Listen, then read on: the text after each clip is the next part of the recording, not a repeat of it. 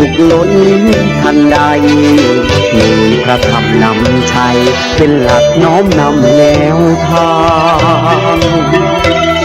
ฟังธรรมสู่ใจให้รู้ปล่อยรู้วางกระจ่างทางสุขสันต์รู้เท่าทันใจเป็นสุขทุกคืนวันยังสร้างสวรรค์เพราะมีธรรมนำใจ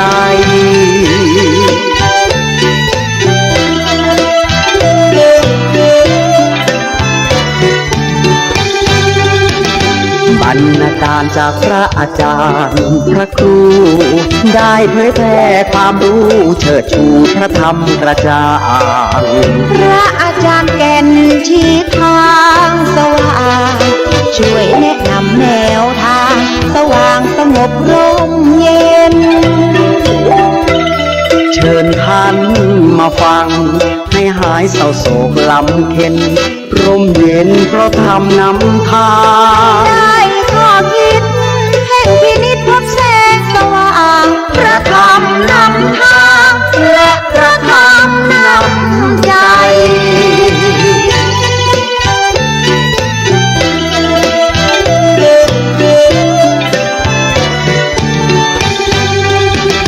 พระอาจารย์ทนายสืบสารมั่นคง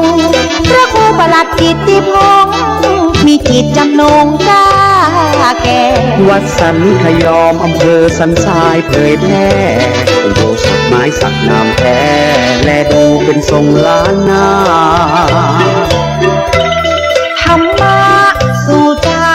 ให้ท่านได้ห่างโรคภัยพบสุขสดชื่นนันสาหลักคิดหลักธรรมมีพลังเก่งกล้าเชิญฟังเถิดนะธรรมะธรรมาสู่ใจ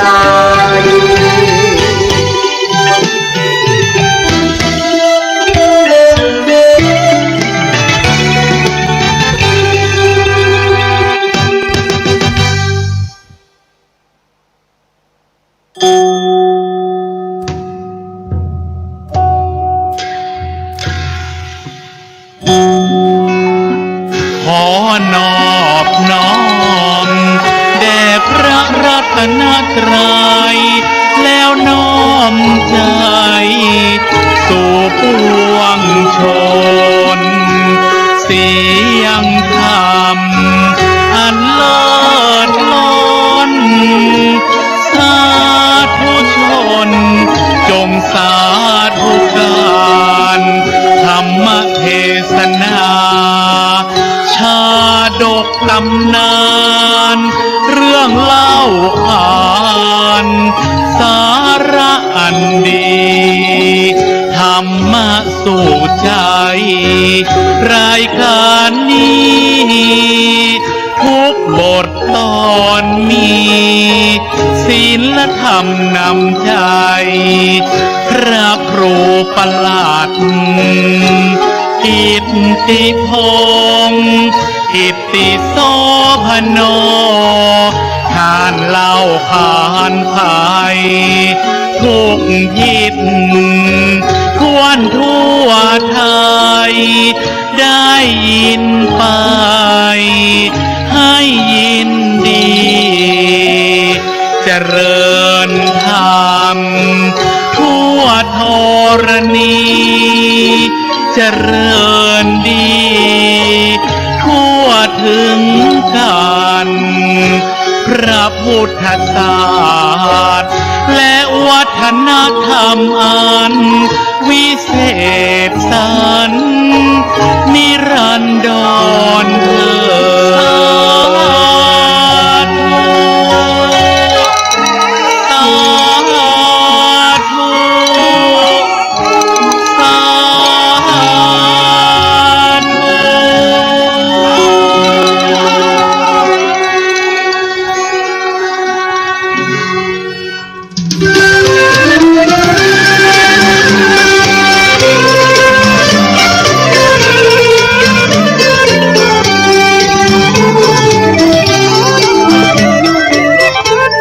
ุ ร่วมพิธีอัญเชิญและบรรจุพระบรมสารีริกธาตุ หลวงพ่อพระเจ้าทันใจพระพุทธสันสีสถิตพจนาภรณ์วันพฤหัสบดีที่ 6 มิถุนายน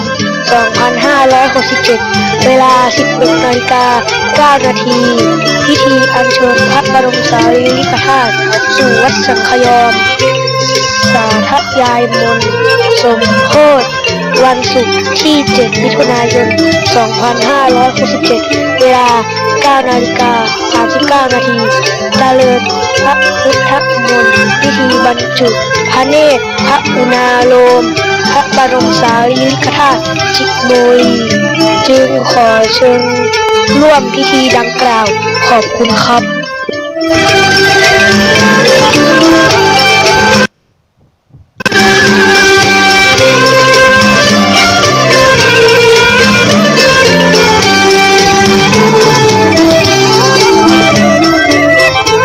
เชิญร่วมพิธีอัญเชิญและบรรจุพระบรมสารีริกธาตุหลวงพ่อพระเจ้าทันใจพระพุทธสันสีสถิตพจนาภรณ์วันพฤหัสบดีที่ 6 มิถุนายน 2567 เวลา 16:09 นาทีพิธีอัญเชิญพระบรมสารีริกธาตุสู่วัดสังขยอมสาธยายมนต์สมโภชวันศุกร์ที่ 7 มิถุนายน 2567 เวลา 9:39 นาทีเจริญพระพุทธมนต์พิธีบรรจุพระเนตรพระอุณาโลมพระบรมสารีริกธาตุจิโมลีจึงขอเชิญร่วมพิธีดังกล่าวขอบคุณครับ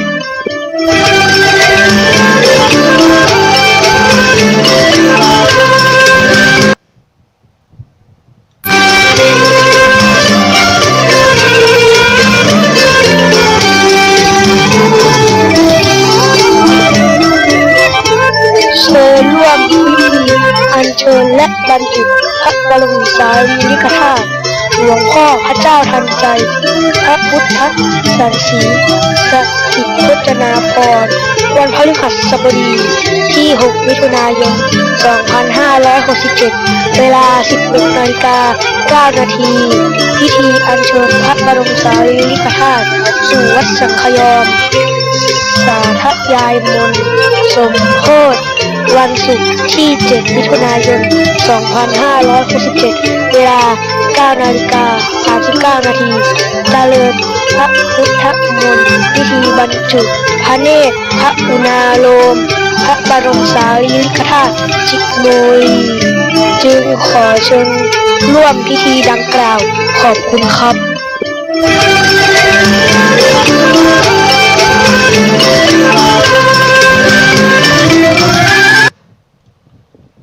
ใจดีคือพระพุทธใจบริสุทธิ์คือพระธรรมใจงามคือพระสงฆ์พระพุทธช่วยนำพระธรรมช่วยแต่งพระสงฆ์ช่วยแจ้ง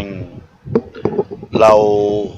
พุทธศาสนิกชนเป็นแหล่งแห่งการทำคุณงามความดีกราบนมัสการถวายความเคารพหลวงพ่อพระครูสมุวิจวัฒน์วรกิจโจท่านผู้อำนวยการขึ้นวิทยุเพื่อการศึกษาพระพุทธศาสนาและวัฒนธรรม FM 104.50 วัดฝ่ายหินท่านเจ้าวาดวัดฝ่ายหินที่เคารพอย่างสูงขอบคุณที่ได้เมตตาลิงสัญญาณสู่ขึ้นวิทยุที่ศรัทธาญาติโยมอุบาสกอุบาสิกาท่านทั้งหลายได้รับฟังในโอกาสบัดนี้ในโอกาสที่อัตมาภาพจักได้ดำเนินรายการในโอกาสบัดนี้นั้นก็เป็นโอกาสธรรมะยามสายพบประกับพระครูปรัตน์กิติพงศ์กิติโสพโน ผู้ช่วยเจ้าวาดวัดสันขยอมตำบลสันทรายน้อยอำเภอสันทรายจังหวัดเชียงใหม่หรือพระอาจารย์แก่นจักได้นำรายการนี้สู่อกใจกับบรรดาญาติโยมสาธุชนพุทธบริษัททั้งหลายทุกท่านทุกคนทุกท่านในวาระโอกาสวันนี้เป็นวัน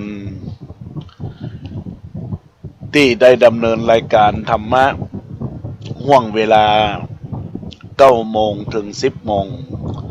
เป็นโอกาสที่จะได้นำสิ่งสาระที่เป็นประโยชน์ชนะสู่บรรดาญาติโยมอุบาสกอุบาสิกาทายกทายิกาสัทธานบุญทั้งหลายซึ่งในโอกาสวันพรุ่งนี้ญาติโยมก็คงได้ทราบข่าวหรือว่าได้ฮู้ว่ากาลเวลาที่จะได้เป็นวันสำคัญ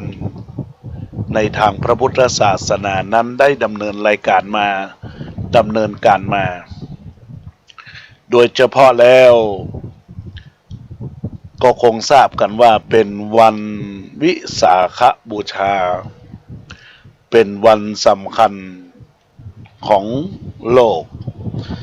เนื่องจากว่าองค์การยูเนสโกนั้นได้ยกย่องวันนี้เป็นวันสำคัญของโลกเนื่องจากว่าวันวิสาขบูชานั้นเป็นวันที่เป็นภาษาบาลีว่าวิสาขบุญนมีบูชาภาษาอังกฤษก็เป็นภาษาเรียกว่าวิสักหรือว่าวิสาก็มีชื่อว่าพุทธชยันตีพุทธบูรณิมาและวันพระพุทธเจ้าเป็นวันสำคัญของเราชาวพุทธทั้งหลายทั้งปวงสำหรับพุทธศาสนิกชนทุกนิกายทุกทั่วโลกทั้งยังเป็นวันหยุดราชการในหลายๆที่หลายๆทางทั่วประเทศวันสำคัญในระดับนานาชาติตามข้อมติของสมัชชาใหญ่แห่งสหประชาชาติเพราะเป็นวันคล้ายวันที่เกิดเหตุการณ์สำคัญที่สุดในศาสนาพุทธ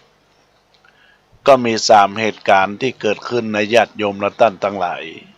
3เหตุการณ์ที่เกิดขึ้นนั้นก็คือการประสูติการตรัสรู้และปรินิพพานของพระโคดมหรือว่าโคตมะพุทธเจ้าโดยทั้ง3เหตุการณ์อันเกิดณวันขึ้น15 ค่ำเดือน6ไตรแต่ตรงกับเดือนเหนือคือเดือน8อันเป็นวันเพ็ญแห่งเดือนวิสาขะต่างปีกันเจ้าพุทธจึงถือกันว่าเป็นวันที่รวมเกิดเหตุการณ์อัศจรรย์ใจยิ่งนักและเลือกการบูชาในวันนี้ว่าวันวิสาขบูชาก็ย่อมาจากวิสาขบุญรมีบูชาอันแปลว่าการบูชาในวันเพ็ญเดือนวิสาขะอันเป็นเดือนที่2ตามปฏิทินของอินเดียซึ่งตรงกับวันเพ็ญเดือน6ตามปฏิทินจันทรคติของไทยและมักจะตรงกับเดือนพฤษภาคมหรือมิถุนายนตามปฏิทินจันทรคติของไทยโดยในประเทศไทยถ้าปีใดมีเดือน8 2 หนก็เลื่อนไปทำในวันเพ็ญเดือน7แต่ประเทศอื่นที่นับถือพระพุทธศาสนาเทรวาทและบ่ได้ถือตามคติตามปฏิทินจันทรคติไทยจะจัดพิธีวิสาขบูชาในวันเพ็ญเดือน6แม้ในปีนั้นจะมีเดือน8 2 หน ตามปฏิทินจันทรคติไทยก็ตามส่วนในกลุ่มชาวพุทธฝ่ายมหายานบางนิกายก็นับถือเหตุการณ์3เหตุการณ์นี้เช่นเดียวกันในโอกาสเราท่านทั้งหลายได้ระลึกนึกถึงในส่วนของศาสนาที่มาบังเกิดในตัวตนที่เราได้รับรู้รับทราบว่าส่วนในกลุ่มของมหายานเนี่ยญาติโยมบางนิกายที่นับถือว่าวันเหตุการณ์นั้นเป็นวันที่มีต่างกันไปก็จะมีการจัดพิธีวิสาขบูชาต่างกันตามความเชื่อในนิกายของคนซึ่งตรงกับวันวิสาขบูชาตามปฏิทินของเจ้าพุทธเถรวาทวันวิสาขบูชานั้นได้รับการยกย่องจากพุทธศาสนิกชนทั่วโลกคือเป็นวันสำคัญสากลทางพระพุทธศาสนาเนื่องจากเป็นวันที่บังเกิดเหตุการณ์สำคัญ3เหตุการณ์ที่เกี่ยวเนื่องกับพระพุทธเจ้าและจุดเริ่มต้นของศาสนาพุทธซึ่งเหตุการณ์ทั้งหมดได้เกิดขึ้นเมื่อ 2,500 กว่าปีก่อนณดินแดนที่เรียกว่าชมพูทวีปในสมัยพุทธกาลด้วยเหตุการณ์แรกๆเมื่อ80ปีก่อนพุทธศักราชเป็นวันประสูติของเจ้าชายสิทธัตถะณใต้ร่มสารพฤกษ์ในพระราชอุทยานลุมพินีวันนายญาติโยมทั้งหลายซึ่งเป็นเขตใน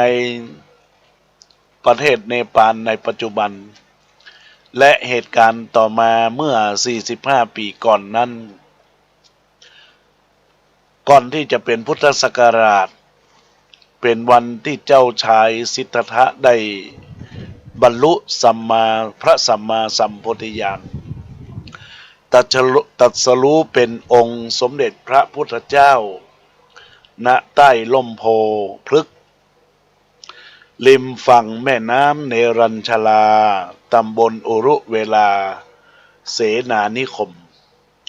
อยู่ในเขตประเทศอินเดียในปัจจุบันและเหตุการณ์สุดท้ายเมื่อ1 ปีก่อนพุทธศักราชเป็นวันเสด็จดับขันธปรินิพพานขององค์สมเด็จพระสัมมาสัมพุทธเจ้าณใต้ร่มสารพฤกษ์ในสารวโททยานพระราชอุทยานของเจ้ามัลละเมืองกุสินาราอยู่ในเขตประเทศอินเดียในปัจจุบันโดยเหตุการณ์ทั้งหมดทั้งมวลแล้วล้วนแล้วแต่ตรงกับวันขึ้นเดือน6หรือว่าเดือนวิสาขะทั้งสิ้นเจ้าพุทธจึงนับถือวันเพ็ญเดือน6นี้เป็นวันที่รวมตัวเหตุการณ์คล้ายกันเพื่อเป็นการถวายสักการะลำลึกแห่งองค์สมเด็จพระสัมมาสัมพุทธเจ้าสืบมาจนปัจจุบันวิสาขะมีการนับถือปฏิบัติกันในหลายประเทศที่นับถือพระพุทธศาสนาทั้งมหายานและเถรวาททุกนิกายมหายานและเถรวาทแล้วก็มาก่อจ้านานแล้วในประเทศเรียกว่าพิธีเฮาฮ้องว่าเป็นพิธีพุทธชยันตีบุตรดาจายันติเช่นในประเทศอินเดียและประเทศศรีลังกาในปัจจุบันก็มีหลายประเทศที่จะยกย่องคือเป็นวันวิสาขะเป็นวันที่มีการหยุดราชการเช่นประเทศอินเดียประเทศไทยประเทศพม่าประเทศศรีลังกาสิงคโปร์ประเทศที่นับถือพุทธศาสนาเถรวาทในปัจจุบัน ส่วนใหญ่ได้รับคติการปฏิบัติบูชาในวันวิสาขบูชามาจากลังกาประเทศศรีลังกาในประเทศไทยปรากฏการณ์หลักฐานว่ามีการจัดพิธีวิสาขบูชามาตั้งแต่สมัยสุโขทัยวันวิสาขบูชานั้นก็ถือได้ว่าเป็นวันสำคัญทางพุทธศาสนาสากลเพราะชาวพุทธทุกนิกายจะพร้อมใจกันจัดพิธีพุทธบูชาในวันที่พร้อมกันทั่วทั้งโลกซึ่งบ่เหมือนวันมาฆบูชาและวันอาสาฬบูชาที่เป็นวันสำคัญทางพุทธศาสนาที่จะนิยมนับถือกันเฉพาะในประเทศไทยลาวและกัมพูชาและโดยเหตุนี้ประชุมใหญ่สมัชชาสหประชาชาติจึงยกย่องให้วันวิสาขบูชาเป็นวันสำคัญสากลInternational Day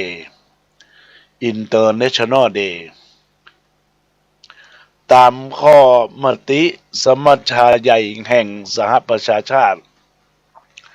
ลงวันที่13ธันวาคมพุทธศักราช2542ปัจจุบันประเทศไทยได้ประกาศให้วันวิสาขบูชาเป็นวันหยุดราชการโดยพุทธศาสนิกชนทั้งพระบรมวงศานุวงศ์พระสงฆ์และประชาชนจะมีการประกอบพิธีต่างๆการทำบุญตักบาตรการฟังน้ำฟังธรรมฟังเทศนาการเวียนเทียนเป็นต้นเพื่อเป็นการบูชาล้ำลึกถึงพระรัตนตรัยและเหตุการณ์สำคัญมี3เหตุการณ์ทั้งหลายทั้งปวงที่เกิดขึ้นที่ถือได้ว่าเป็นวันคล้ายวันที่ประสูติของเจ้าชายสิทธัตถะผู้ซึ่งต่อมาได้ตรัสรู้เป็นพระสัมมาสัมพุทธเจ้าผู้ทรงกอบไปด้วยพระบริสุทธิคุณพระมหากรุณาธิคุณผู้ซึ่งได้ทรงสั่งสอนประกาศพระสัทธรรมคือความจริงของโลกแก่ชนทั้งปวงโดยพระมหากรุณาธิคุณจวบจนทรงเสด็จดับขันธ์ปรินิพพานในวาระสุดท้ายทั้ง3เหตุการณ์ที่เกิดขึ้นก็สืบมาเนื่องเป็นวันเดือน6แต่เป็นเดือน8เหนือนะญาติโยมนี่ทำให้พระพุทธศาสนาได้บังเกิดสืบต่อกันมาอย่างมั่นคงจนถึงปัจจุบันความสำคัญที่มันเกิดขึ้นในวันสำคัญในวันวิสาขบูชานั้นญาติโยมทั้งหลายเราก็รวมได้แล้วเนาะว่าเป็นวันที่ประสูติเป็นวันที่สัสรู้ปรินิพพานก็เหมือนกับวิถีทางของเจ้าพุทธว่าเกิดขึ้นตั้งอยู่แล้วก็ดับไปเกิดขึ้นคือการเกิดขึ้นของเจ้าชายสิทธัตถะที่จะเป็นพระโคตมะพระพุทธเจ้าเพื่อที่จะได้ตรัสรู้และปรินิพพานของพระพุทธเจ้าเป็นการที่ตรงกับวันเพ็ญเดือนวิสาขะเดือน6ตรงกับ3ข่าวคือ1ในโอกาสที่จะก่อเกิดในวันนี้เป็นเจ้าของวันศุกร์นะญาติโยมพระพุทธเจ้าเกิดวันศุกร์ขึ้นกับ15ค่ำเดือน6ปีจอเกิดพุทธศักราช80ปีเจ้าชายสิทธัตถะได้ประสูติที่พระราชอุทยานรุมพินีวันระหว่างกรุงกบิลพัสกับเทวทหะวันเช้าวันพุธก็มีเหตุการณ์ก็เรียกว่าเป็นวันขึ้น15ค่ำเดือน6เช่นเดียวกันแต่เป็นปีละกาก่อนพุทธศักราช45ปีเจ้าชายสิทธัตถะก็ได้ตรัสรู้เป็นพระอนุตตรสัมมาสัมพุทธญาณเมื่อพระชนมอายุ35พรรษาณไตรลมสลีมหาโพธิ์ฝั่งแม่น้ำเนรัญชลา ก็ตำบลเวลาเสนานิคมหลังจากผนวกได้6 ปี ปัจจุบันสถานที่แห่งนี้เรียกว่าพุทธคยาเป็นตำบลหนึ่งของเมืองขยาแห่งรัฐพิหารประเทศอินเดียหลังจากตรัสรู้ทรงออกประกาศพระธรรมวินัยและโปรดเวนยสัตว์ได้45 ปีเมื่อพระชนมายุได้80 พรรษาก็เสด็จดับขันพระนิพพานเมื่ออังคารวันที่15 เดือน 6 เช่นเดียวกันแต่ปีเป็นปีมะเสงณสารวโนทยานเมืองบรรกษัตริย์เมืองกุสินาราแคว้นมัลละปัจจุบันอยู่ในเมืองกุสินาราคณะกุสินาคระรัฐอุตรประเทศแห่งประเทศอินเดียใน3 เหตุการณ์ที่เกิดขึ้นนั้นก็เกิดขึ้นตรงกับวันเพ็ญเดือน 6ชาวพุทธก็เรียกว่าปูจาวันนี้เป็นวันวิสาขบูชาแปลว่าเป็นการปูจาวันเดือนเพ็ญเดือน 6บางแห่งก็เรียกว่าพระพุทธเจ้าหรือว่าพุทธชยันตีแล้วเหตุการณ์สำคัญที่เกิดขึ้นในวันวิสาขบูชานั้นญาติโยมทั้งหลายเป็นเหตุการณ์ในวันประสูติที่มีเหตุการณ์สำคัญของพระพุทธเจ้าเกิดขึ้นในวันเพ็ญเดือนวิสาขมาสโดยพระพุทธเจ้านั้นพระนามเดิมเจ้าชายสิทธัตถะได้ประสูติในพระบรมสักยะราชวงศ์เป็นพระราชโอรสแห่งพระเจ้าสุโธทนะและนางสิริมหามายาผู้เป็นพระราชมเหสีแห่งพระเจ้าสุโธทนะโดยเจ้าชายสิทธัตถะทรงดำรงตำแหน่งสักยะมกุฎราชกุมารจากหลักฐานจันบาลีประเทศพระไตรปิฎกและอัฏฐกถากล่าวหลังจากที่พระโพธิสัตว์ผู้ดำรงอยู่ในดุสิตเทวโลกได้บำเพ็ญพระบารมีครบถ้วนแล้วได้หลังทรงรับคำอาราธนาเพื่อจุติลงมา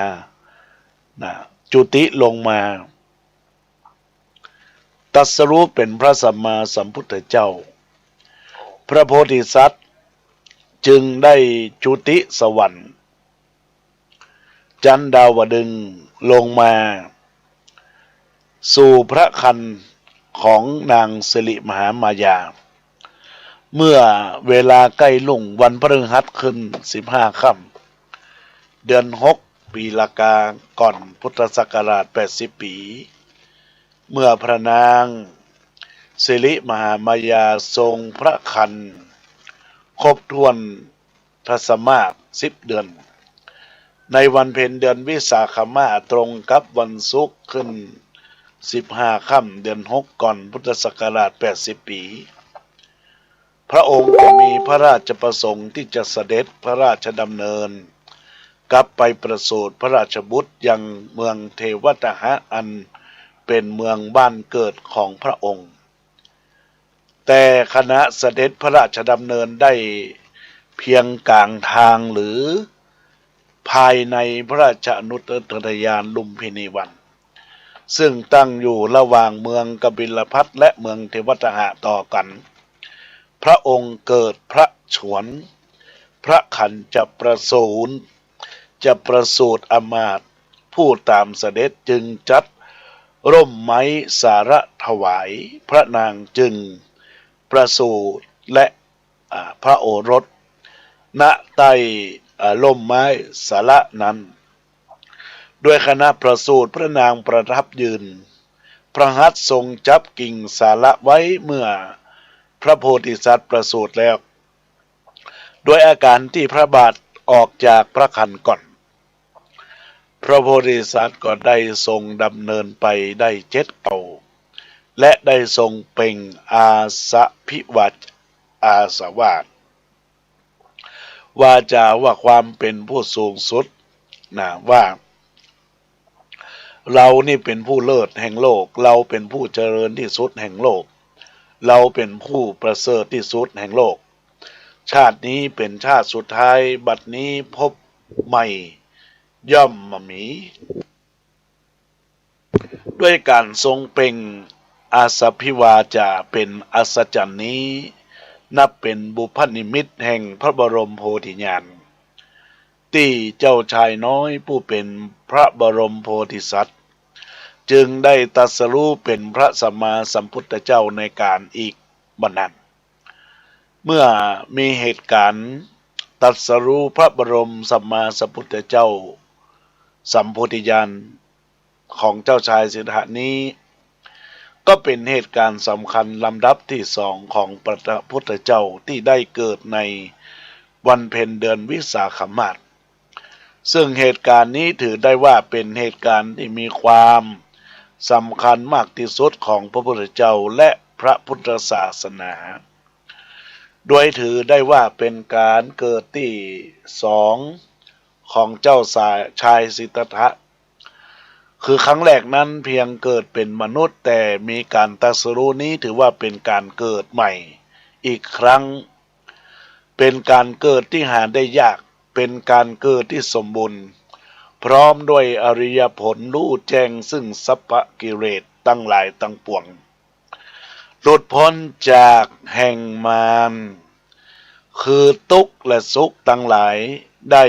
หมดสิ้นเหตุการณ์ในครั้งนี้ทำให้เจ้าชายสิทธัตถะเป็นพระสัมมาสัมพุทธเจ้าแปลว่าผู้ตรัสรู้ชอบด้วยพระองค์เองผู้ไม่ได้รับบัญชาจากใครผู้ไม่ได้รับองค์การจากพระผู้สร้างหรือเทพเทวาองค์ไหนเป็นการรู้แจ้งโลกทั้งหลายทั้งปวงที่เจ้าชายสิทธัตถะในฐานะมนุษย์ธรรมดาคนหนึ่งพึงกระทำได้และทุกคนมีสิทธิ์ที่จะรู้แปลว่าศาสนาของผู้รู้แจ้งศาสนาของผู้ปฏิบัติหลุดพ้นจากกิเลสทั้งปวงประการต่อมาคือการออกผนวกเหตุการณ์ที่ออกผนวกจากหลักฐานชั้นต้นก็คือพระไตรปิฎกได้กล่าวเมื่อเจ้าชายสิทธัตถะอายุได้29 พรรษาเนาะได้ทรงปรารภเหตุคือความแก่ความเจ็บความตายที่มีอยู่ทุกคนเป็นธรรมของโลกไม่มีใครจะรอดพ้นไปได้แต่เพราะว่ามิได้ฟังคำสั่งสอนของผู้รู้จึงทำให้มัวแต่มานั่งรังเกียจเหตุเหล่านั้นว่าเป็นของบ่ควรคิดบ่ควรสนใจทำให้คนเฮาตั้งหลายตั้งปวงมัวเมาและก็มัวมาแต่ความลุ่มหลงอยู่ในกิเลสเฮานึ่งเมาว่าชีวิตของยั่งยืนมัวแต่ใช้ชีวิตทิ้งไปเป็นวันๆก็มีความนำเรียกว่ามนุษย์ทั้งหลายมีความทุกข์เกิดขึ้นครอบงำอยู่ตลอดเวลาก็จริงเกลียดความทุกข์อยู่ตลอดเวลาก็จริงแต่ทำไมมนุษย์ทั้งหลายทั้งปวงยังมัวแสวงหาทุกข์ร้อนใส่ตัวอยู่ตลอดเวลาแล้วทำไมเราต้องมามัวนั่งแสวงหาทุกข์ใส่ตัวด้วยความคิดเช่นนี้ทำให้เจ้าชายสิทธัตถะถึงกับตั้งพระทัยองค์ออกผนวกด้วยดำริว่าเมื่อรู้การเกิดมีทุกข์เป็นโทษแล้วเราพึงแสวงหานิพพานอันไม่มีความเกิดอันเป็นธรรมที่เกษมมากร้อยลัดไม่มีธรรมอื่นยิ่งกว่าเถิดนอกจากนี้มีพระพุทธพจน์ตรัสรู้สรุปสาเหตุที่ทำให้ทรงพระทัยออกบรรพชาไว้สั้นๆว่าคฤหัสถ์คับแค้นเป็นทางมาแห่งทุลี ส่วนบัญชาเป็นโอกาสแสงสว่าง ผู้ครองเรือนจะประพฤติพรหมจรรย์ให้เป็นที่บริสุทธิ์บริบูรณ์ด้วยส่วนเดียวเหมือนสั่งที่เขาขัดดีแล้วหอยสังที่เขาขัดดีแล้วโดยง่ายนั้นไม่ได้ ถ้าฉะไหนเราพึงปรงผมและหนวดของผ้าย้อมน้ำฝาดออกจากเรือนบวชเป็นผู้ไม่มีประโยชน์เกี่ยวข้องด้วยเรือน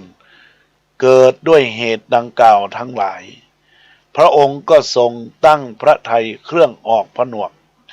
โดยการเสด็จออกผนวกตามนัยยะพระไตรปิฎกนั้น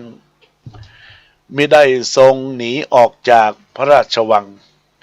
แต่เสด็จออกผนวกต่อหน้าพระราชบิดาพระราชมารดาเลยทีเดียวดังในโพธิราชกุมารราชวรรคว่าเรายังหนุ่มเทียวเกษายังดำจัดบริบูรณ์ด้วยเยาว์อันเจริญในปฐมวัยเมื่อบิดามารดาไม่ปรารถนาด้วยกำลังพากันร้องไห้น้ำตานองหน้าอยู่เราได้พงผมและหนวดคองย้อมฝาดออกจากเรือนบวชเป็นผู้ไม่มีเรือนแล้วการตรัสรู้แสวงหาเมื่อทรงออกผนวกแล้วพระองค์ก็ทรงเข้าศึกษาในสำนักลัทธิต่างๆเช่นสำนักอารดาบทอาสิตดาบทสำนักอุตกาดาบทรามโคตได้บรรลุสมาบัติ8ซึ่งความรู้เจ้าสำนักทั้งสองแต่พระองค์ก็ยังบัดทรงพอพระทัยพระสมาบัติทั้ง8นั้นไม่สามารถทำให้องค์ตรัสรู้ได้จึงทรงออกจากสำนักพระอาจารย์ทั้งสองเสด็จไปตำบลอุรุเวลาเสนานิคมเป็นสถานที่รมณีสถานมีป่าชัดแม่น้ำใสสะอาดและโคจรคามสถานที่บิณฑบาตอยู่โดยรอบจึงทรงตั้งพระทัยจะบำเพ็ญเพียรอยู่ณที่แห่งนั้นประการต่อมาการที่พระองค์ทรงบำเพ็ญทุกขกิริยาในช่วงแรกๆก็มีการบำเพ็ญทุกขกิริยาโดยการเพียรบำเพ็ญเพียรของนักพจน์บำเพ็ญเพียรตบะในสมัยในการยกย่องของการเพียร3ประการบำเพ็ญเพียรโดยมีปัญจวัคคีย์ทั้ง5คือโกฏัญญะวัปปะปฏิยะมหานามะและอัจฉริผู้เป็นพราหมณ์โกฏัญญะและบุตรแห่งพราหมณ์ปัญจวัคคีย์เหลือที่ได้ร่วมงานทำลักษณะมหาบุรุษแห่งเจ้าชายสิทธัตถะในคราว5 วันหลังจากประสูติว่าถ้าเจ้าชายสิทธัตถะออกผนวกจักได้เป็นศาสดาเอกของโลกเมื่อท่านเหล่านั้นได้ทราบข่าวออกผนวกจากการที่เจ้าชายสิทธัตถะจึงชักชวนกันออกบวชเพื่อตามหาเจ้าชายและได้พบเจ้าชายสิทธัตถะในคณะกำลังบำเพ็ญทุกกิริยาจึงคอยเฝ้าอยู่ปฏิบัติต่อมาเมื่อพระองค์ได้ทรงบำเพ็ญเพียรถึงขั้นย่วนยิ่งแล้วแต่ยังไม่ตรัสรู้พระองค์ก็ได้ทราบอุปมาแห่งพิน3 สาย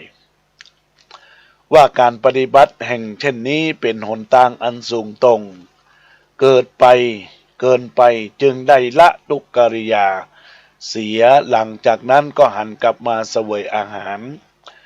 จึงคิดว่าพระองค์ทรงคลายความเพียรทางกายด้วยทุกขกิริยาบ่มีโอกาสตรัสรู้ได้จึงพากันหนีไปหมดไปอยู่ที่ป่าอิสิตนะมฤคทายวันแขวงเมืองปรณสีเมื่อเจ้าชายสิทธัตถะกลับมาเสวยพระกยาหารจนพระวายากายกลับมามี พระกำลังขึ้นเหมือนเดิมแล้วจึงทรงเปลี่ยนมาเริ่มบำเพ็ญเพียรทางใจต่อไปจนล่วงเข้าเจ้าของวันพุธที่ขึ้น15 ค่ำเดือนวิสาขมาสหลังต้นไทรใกล้กับของบ้านนางโดยเหตุคิดว่าพระองค์เป็นเทวดาเพราะวันนั้นพระองค์มีรัศมีผ่องใส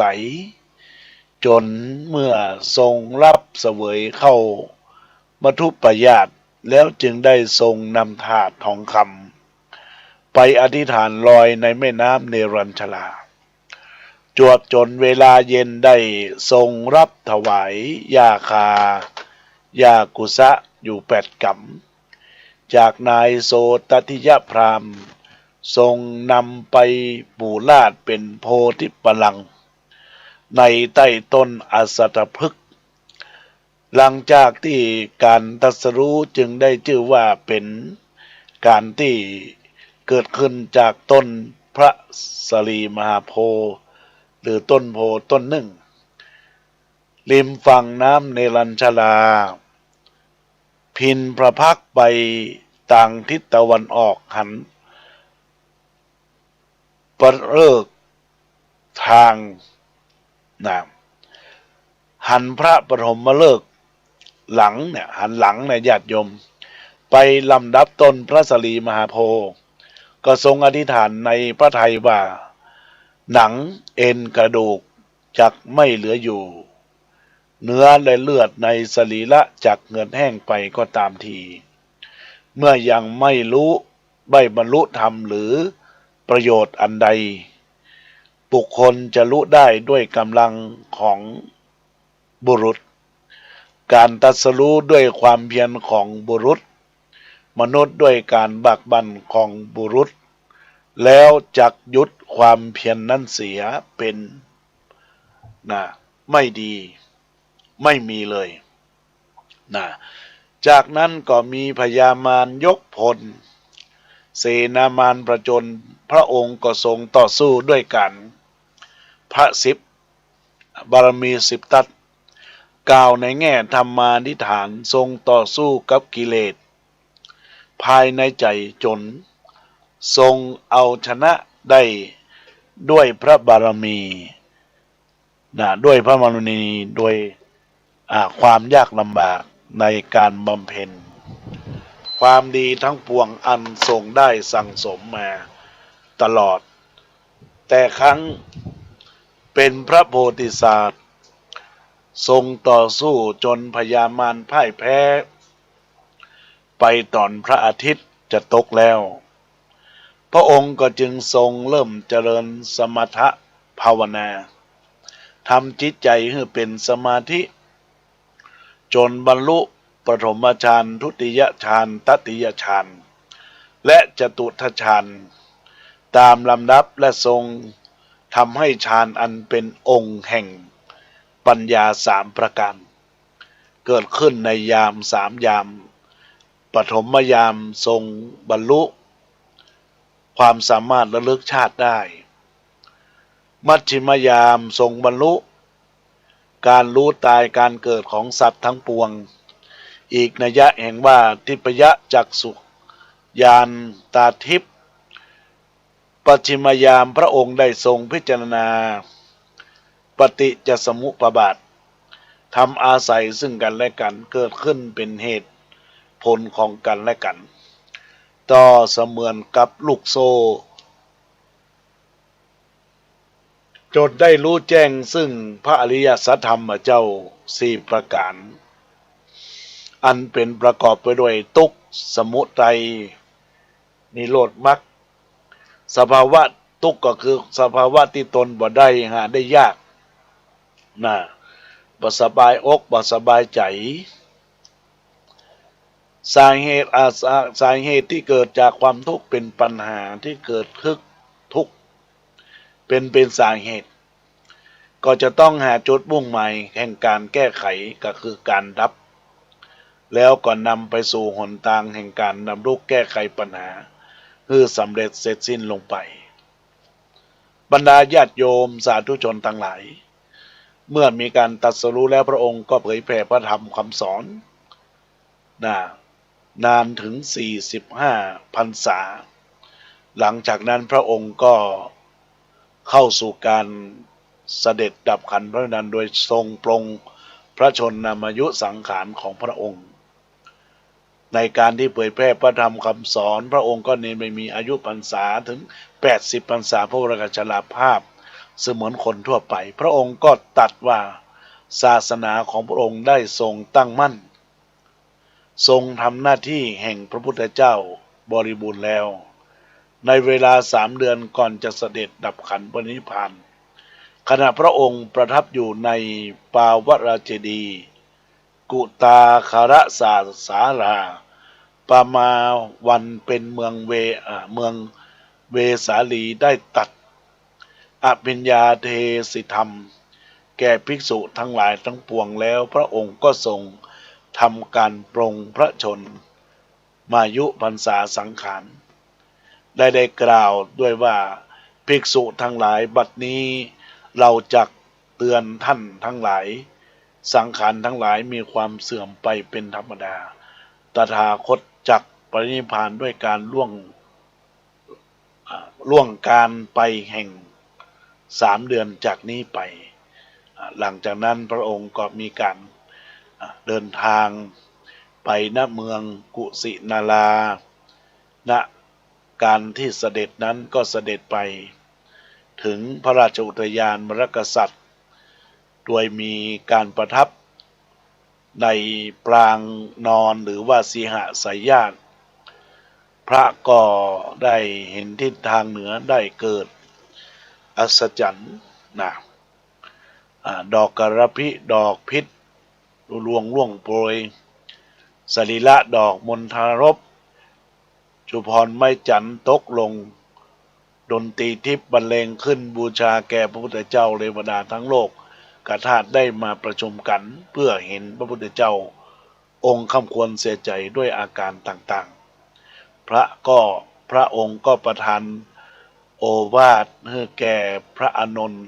ธรรมก็ดีวินัยก็ดีที่เราแสดงแล้วบัญญัติแล้วพวกเธอทั้งหลายธรรมวินัยจักเป็นองค์ศาสดาของเธอทั้งหลายเมื่อเราล่วงลับดับขันธ์ไปแล้วจากนั้นก็ตัดโอวาทอีก 4-5 เรื่องเกี่ยวข้องกับมัชฌิมโอวาทเตือนครั้งสุดท้ายพระภิกษุทั้งหลายทั้งปวงเฮาท่านทั้งหลายจงเตือนตนเตือนใจอย่าได้ประมาทพระองค์ก็ได้มีการหลับตาและก็ทรงอนุปุพวิหารสมาบัติเก่ามีรูปฌานปฐมฌานทุติยฌานตติยฌานจตุตฌานจากนั้นก็อนุรูปฌาน4อาสวนัญญนะอากาสนัญจยตนะวิญญาณัญจยตนะอาภิญญตนะเนวสัญญานาเวสัญญาจตนะเรียกว่าสมาบัติ8นิโรธสมาบัติสัญญาณก็เสด็จดับขันธ์พระนิพพานออกไปทิ้งเหลือแต่คำว่าพระพุทธศาสนาในร่มบารมีของพระพุทธเจ้าให้เราได้สืบต่อพุทธศาสนาดังนั้นญาติโยมทั้งหลายก็ไปทำบุญตักบาตรทำบุญหลวงหลายจักได้สบายเกิดความสุขไปหน้าก็ขอฝากหลักของการเหตุการณ์ที่เป็นวันวิสาขบูชาในโอกาสบัดนี้ก็เจริญพรญาติโยมสาธุชนพุทธบริษัททั้งหลายทุกท่านทุกคนทุกท่านในวันพรุ่งนี้ก็ทางวัดสันคยอมก็จะมีการปฏิบัติธรรมพิเศษเริ่มตั้งแต่เวลา 9 โมงถึง 16 นาฬิกาจะเลี้ยงเข้าจัดอาหารเลี้ยงตามบุฟเฟ่ญาติโยมก็ตักเอาตามสบายแล้วแต่เจตนาญาติโยมก็มาทำบุญสุนทรทานสร้างกุศลผลทานที่มันเกิดขึ้นกับตัวตนก็เจริญพรได้มาเจริญวิปัสสนากรรมฐานในภาคเจ้าก็ทำบุญตักบาตรที่วัดสันคยอมในภาคเวลา 9 โมงถึง 10 โมงก็มีการปฏิบัติธรรมในเวลา 1 ทุ่มก็มีการสวดธรรมจักรกับปวัตนสูตรแล้วก็จะได้มีการเวียนเทียนประทักษิณ3 รอบสืบต่อไปดังนั้นแล้วก็ขอทักทายเจริญพร ญาติโยมจากการที่ได้มีการแสดงความคิดเห็นเจริญพรคุณโยมพีรวิทย์ชัยวันเจริญพรคุณยุพินหอมมาลาเจริญพรกับพี่เบิ้มเรืองวิริยะนันท์เจริญพรกับคุณโยมกิรดาพฤกษาเลิศเจริญพรกับแม่จันเบญคำโพธาเจริญพรกับคุณโยมพงศรีจอมูลเจริญพรกับคุณโยมธนวันพุทธงามเจริญพรกับแม่หลวงแสงจันทร์บุญธรรมได้ทักทายเข้ามาอนุโมทนาขอบคุณเนอกับบรรดาญาติโยมอุบาสกอุบาสิกาทายกทายิกาสัทธานาบุญเล้าตานตังลายอนุโมทนายังคุณโยมขนึงชัยคำฟูคุณโยมสุนีสุภาสีคุณโยมแม่นี่เรือนกุมารีรัตตัมมานักจามเทวีแม่พันนีคลปูแม่ชีจินตะพานีอู่ทองแล้วก็หมายมีญาติโยมที่ฟังธรรมหมายมีแม่เกษณีชัยเทพได้รับฟังธรรมแล้วหากว่าเป็นอย่างไรก็เจริญพรทักทายเข้ามา096 262 9694 096 262 9694เปิดนะเพิ่นเฮาว่าเปิดสายหน้าใหม่นะ096 262 9694ทักทายเข้ามาได้เน้อญาติโยมทั้งหลายในโอกาสบัดนี้อันเป็นบุญกุศลกับตัวตนของมุราศรัทธาญาติโยมทุกคนทุกท่านที่มีความตั้งใจโอกาสนี้ก็ขอญาติโยมทุกคนทุกท่านจงมีจิตใจอันยินดีกับการสร้างกุศลผลคุณงามความดีทำความดีไว้ความดีมันจะไม่หายไปไหนก็จะอยู่ติดตัวติดใจติดตราตรึงในความดีของญาติโยมอุบาสิกาทุกคนทุกท่านณโอกาสบัดนี้เนอะ096 262 9694 096 262 9694 096 262 9694ทักทายเข้ามาเนอะญาติโยมเนอะ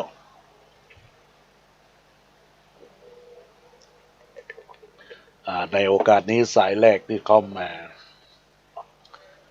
เจริญพรเจ้าโยมแม่ฟังเนี่ยเป็นคติสอนใจดีเจ้าดีก็อนุโมทนาขอบคุณเจ้าดีละอนุโมทนาขอบคุณเนอะทักทายเข้ามาติดตามรับฟังในรายการยินดีสาธุขอบคุณกับแม่แสงลาขันแก้วโทงรักก็ได้ทักทายเข้ามาในสายแรกตอนนี้เวลาหมดเวลาแล้วอาตมาภาพจะได้ขอลารายการออกไปว่าฮือดีทุกปีฮือดีทุกกลางฮือสุขอุราฮือมีลาภาจกใหญ่สุขกายสุขใจคิดสิ่งใดสมปองอย่าเจ็บอย่าจนอย่าหมุนอย่าหมองฮือร่ำรวยเงินทองมีเงินทองถูกหวยรวยแชร์ขอเจริญพรเนอ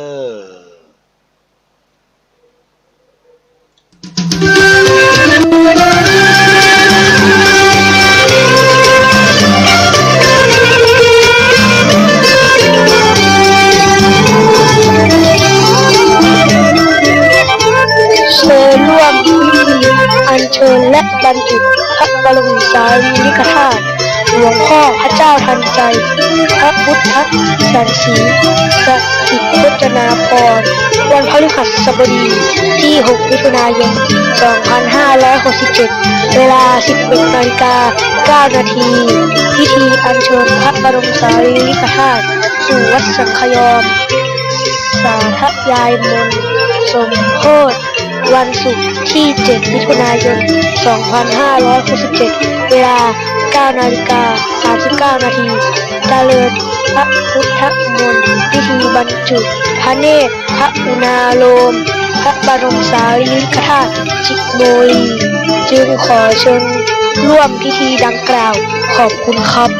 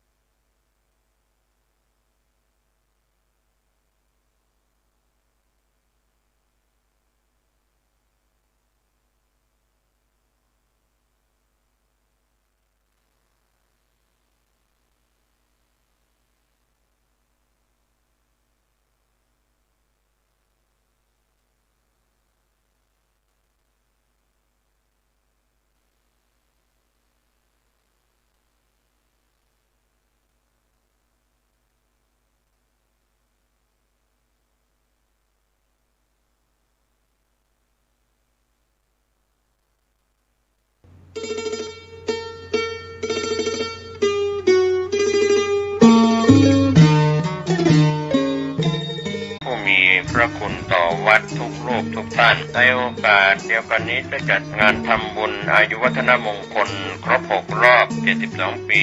พร้อมกับสภามหาวิทยาลัยมหาจุฬาลงกรณราชวิทยาลัยมีมติเป็นเอกฉันท์ว่าพระครูโคสิทธิ์ปริยัตยาภรณ์ได้รับปริญญาครุศาสตร์ดุษฎี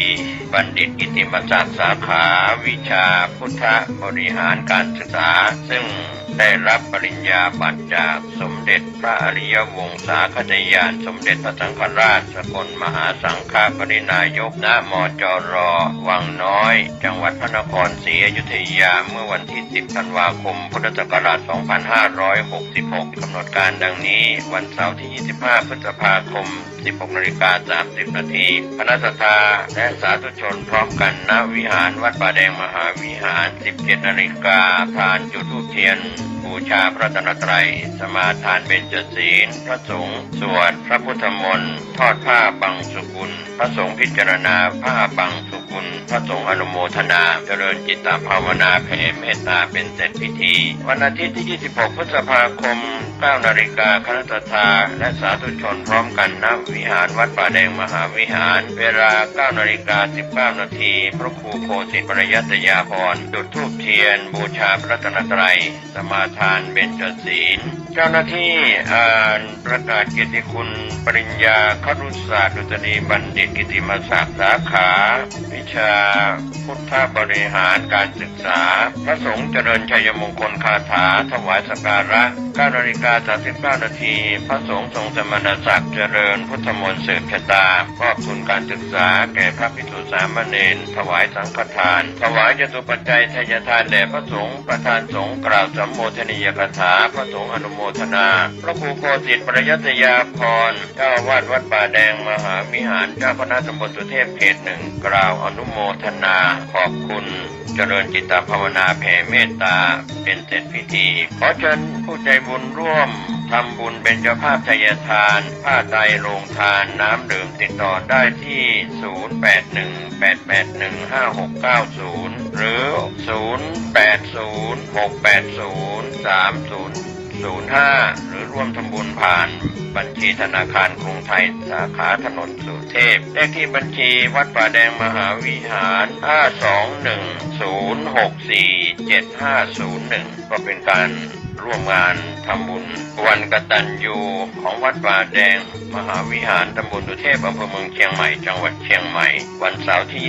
25 และวันอาทิตย์ที่ 26 พฤษภาคม 2567 เชิญท่านร่วมงานร่วมบุญโดยพร้อมเพรียงกัน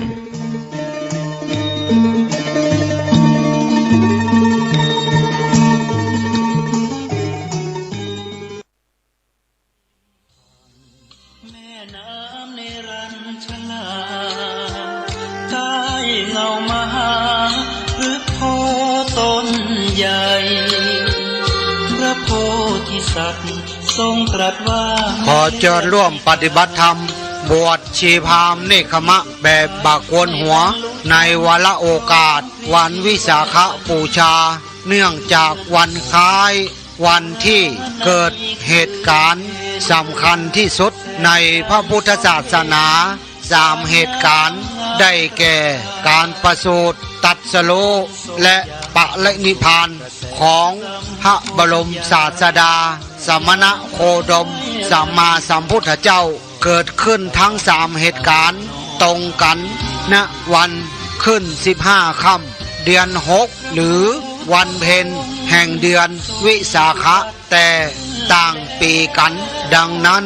จึงขอเรียนเชิญเจริญพรร่วมปฏิบัติธรรมบวชชีพราหมณ์เนคขมะแบบบากโกนหัวณสำนักปฏิบัติธรรมแห่งที่21ของจังหวัดเชียงใหม่วัดพระพุทธบาทอุดมตำบลเวียงอำเภอฝางจังหวัดเชียงใหม่ระหว่างวันที่20ถึง23 พฤษภาคม 2567 หรือ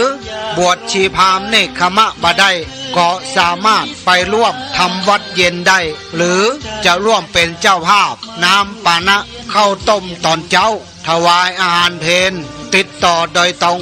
หลวงพ่อพระครูสุติตานุรักษ์ด็อกเตอร์ ครูบาจี้แก้วหลวงพ่อเจ้าคณะอำเภอฝางเจ้าสำนักปฏิบัติธรรมเจ้าอาวาสวัดพระพุทธบาทอุดม0819515864มูลนิธิครูบาศรีวิจัยโดยนายพยูนมีทองคำประธานมูลนิธิ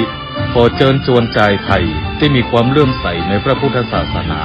และครูบาเจ้าศรีวิจัยที่มีอายุ20 ปีบริบูรณ์ขึ้นไปสมัครเข้ารับการอุปสมบทเพื่อศึกษาและปฏิบัติวิปัสสนากรรมฐานณวัดร่ำเปิงตะโปธารามเป็นเวลา9 วันในชื่อรุ่นถวายพระราชกุศลเฉลิมพระชน72 พรรษาตั้งแต่วันที่11 มิถุนายน 2567 ณ วัดพระศรีวรมหาวิหารโดยบ่มีค่าใช้จ่ายใดๆทั้งสิ้นผู้สนใจสมัครเข้าร่วมโครงการหรือร่วมสนับสนุนตามกำลังศรัทธาโปรดติดต่อสอบถามรายละเอียดเพิ่มเติมได้ที่นายพยุนมีทองคำโทรศัพท์ 0897007939 ได้ตั้งแต่วันนี้จนถึง 31 พฤษภาคม 2567 ในเวลาราชการศรัทธารวมสามัคคีพี่น้องพระสิงห์ในแดนสถานเจริญสุขศรัทธาสาธุชนพุทธบริษัททุกท่านวัดพันอ้นขอเชิญทุกท่านรวมใจเป็นหนึ่งเดียวเพื่อทำบุญทอดพระป่าสามัคคีร่วมกันสร้างพุทธมณฑลจังหวัดเชียงใหม่ตั้งอยู่ที่บ้านโทกเสือตำบลดอยหล่ออำเภอดอยหล่อจังหวัดเชียงใหม่ในเนื้อที่190 ไร่กำหนดทอดพระป่าสามัคคีในวันพุธที่12 มิถุนายน 2567 เวลา 14 นาฬิกาณศาลาอเนกประสงค์อมรธรรมทัศน์ศรัทธาอุปถัมภ์โดยวัดพันอ้นรับเป็นเจ้าภาพสร้างอาคาร2 หลังคือ 1. อาคารสำนักงานพุทธมณฑลจังหวัดเชียงใหม่ขนาดกว้าง12 เมตรยาว16 เมตร 2. อาคารหอประชุมคณะสงฆ์จังหวัดเชียงใหม่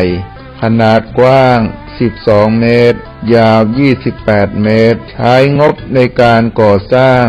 จำนวน5,187,969 บาทกำหนดสร้างให้แล้วเสร็จในวันที่6 กันยายน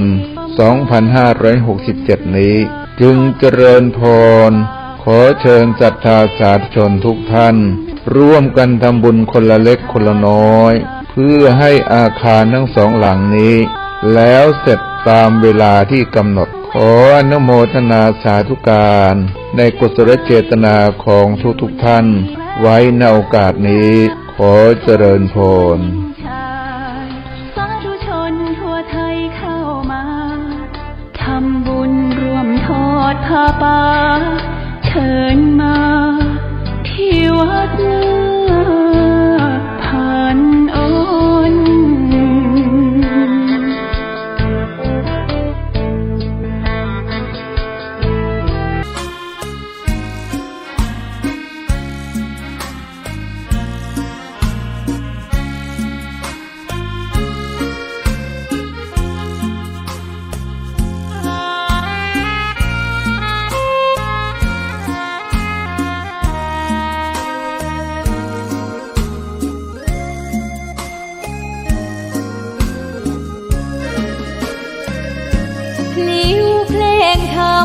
ถูกถ้อยคำเข้าถึงจิตใจ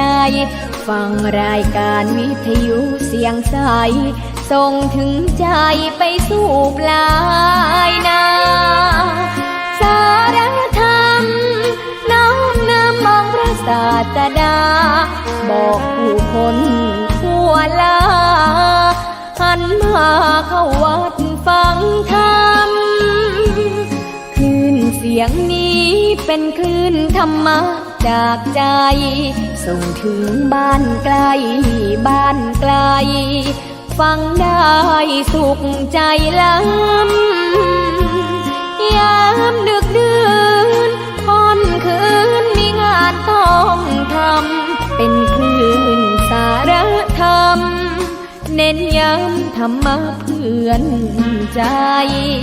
เสียงคลื่นธรรมบอกหลักธรรมให้คลายความเหงาฟังเสียงธรรมะเบาเบาบอกเล่าถึงคนบ้านไกลสื่อธรรมะบอกลดละละวางด้วยใจสื่อไปถึงสวงในเข้าใจหลักธรรมหลักดีลิ้วเพลงธรรมผูกสัมพันธ์จิตใจร่าเริงฟังสาระธรรมะบันเทิงรื่นเริงในชีวิตยามวันว่างเดินทางไปเยี่ยมสถานีนัดพบกันน้องพี่วันนี้วันดีวันเสาร์สวดมนต์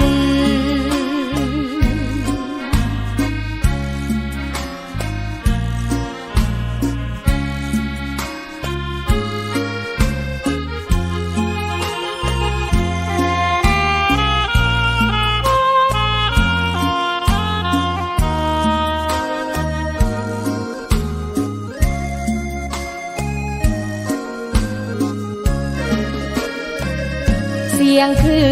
นธรรมบอกหลักธรรมให้คลายความเหงาฟังเสียงธรรมะเบาเบาบอกเล่าถึงคนบ้านไกลสื่อธรรมะบอกลดละละวางด้วยใจสื่อไปถึงสวงในเข้าใจหลักธรรมหลักดีลิ้วเพลงธรรมผูกสัมพันธ์จิตใจร่าเริงฟังสาระธรรมะบันเทิงรื่นเริงในชีวิ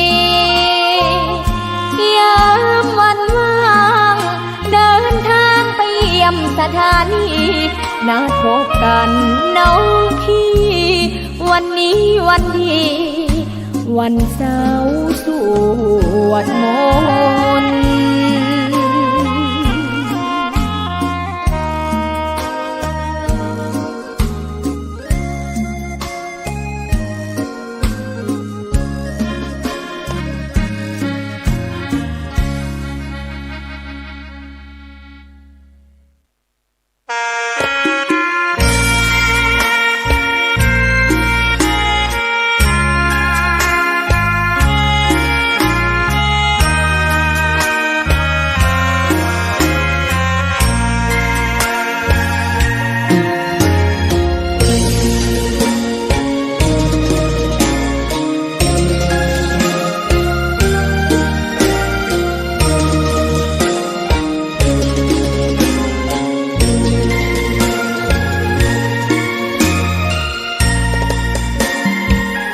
ดอกบัวดอกหนึ่งตึงใจไว้เพื่อบูชาแด่องค์พระศาสดาสัมมาสัมพุทธเจ้ามีความงามเงียบไม่เปรียบเทียบเขาเทียบเราใครมองไม่งามช่างเขาแต่เจ้าก็คือดอกบัวด้วยความสัตย์ซื่อยึดถือความดีเป็นหลัก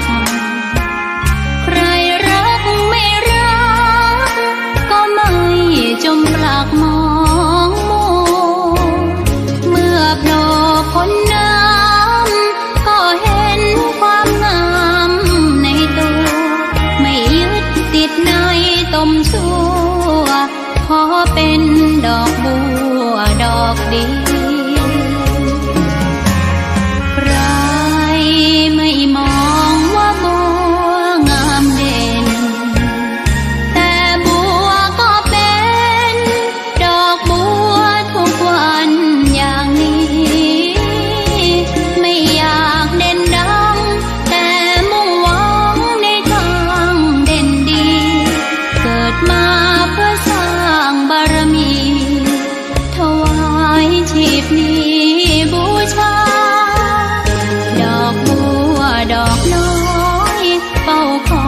คนที่ใจบุญ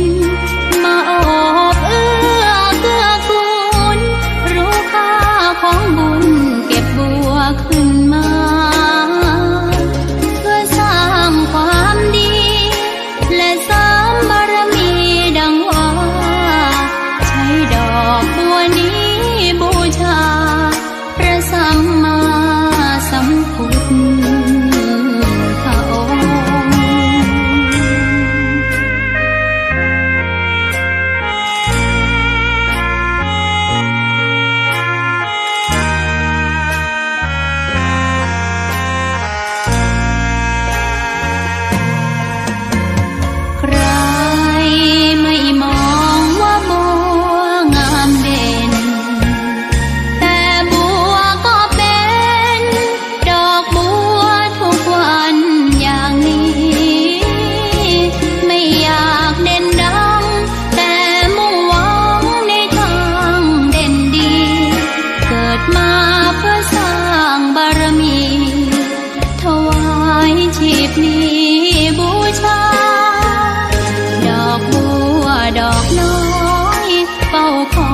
คนที่ใจบุญ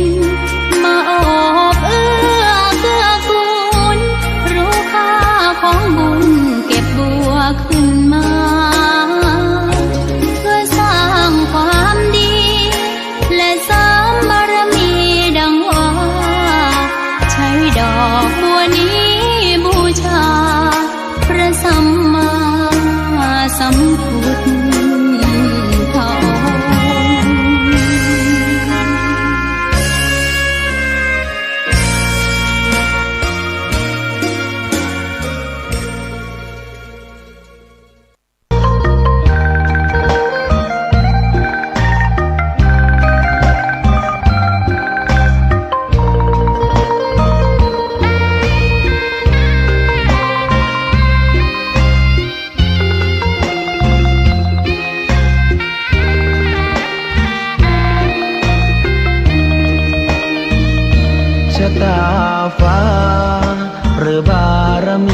ชักน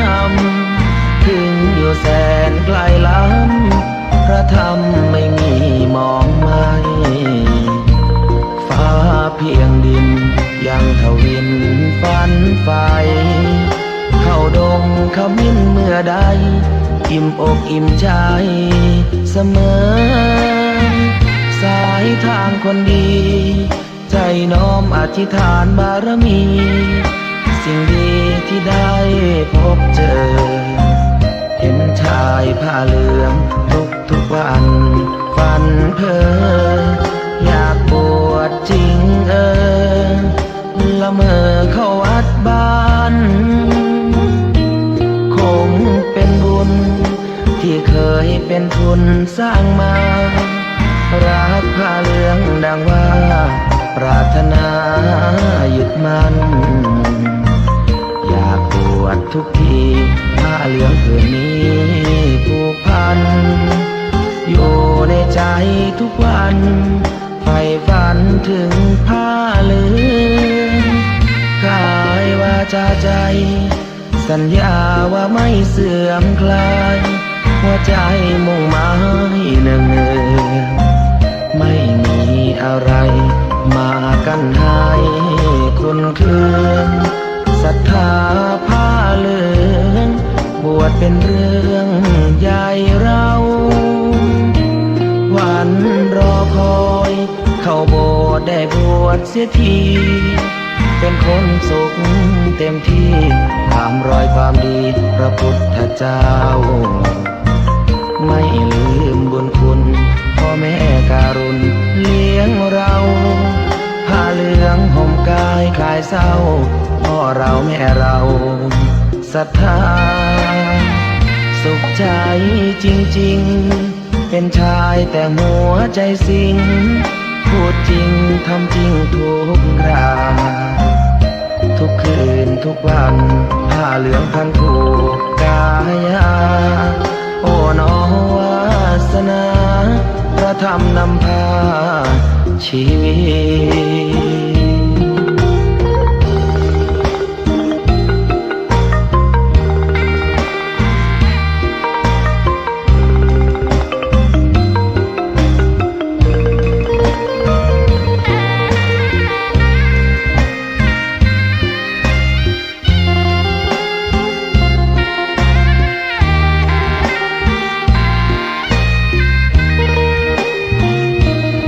วันรอคอยเข้าโบสถ์ได้บวชเสียทีเป็นคนสุขเต็มที่ตามรอยความดีพระพุทธเจ้าไม่ลืมบุญคุณพ่อแม่การุณเลี้ยงเราผ้าเหลืองห่มกายคลายเศร้าพ่อเราแม่เราศรัทธาสุขใจจริงๆเป็นชายแต่หัวใจสิงพูดจริงทำจริงทุกคราทุกคืนทุกวันผ้าเหลืองพันผูกกายาโอ้น้อวาสนาพระธรรมนำพาชีวิต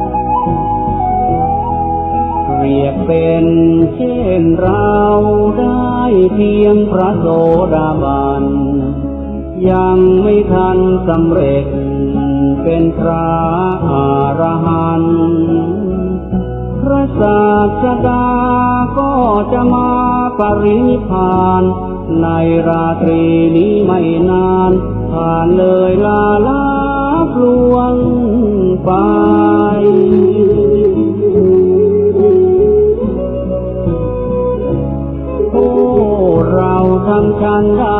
เมื่อสิ้นแล้วพระผู้ทรงชาย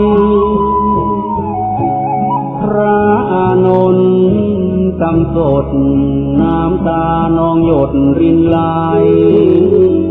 ด้วยสุดจะฝืนกระอื้นยืนรำไห้โศกาอาลัยน้ำตาหลั่งไหลนองน้ำ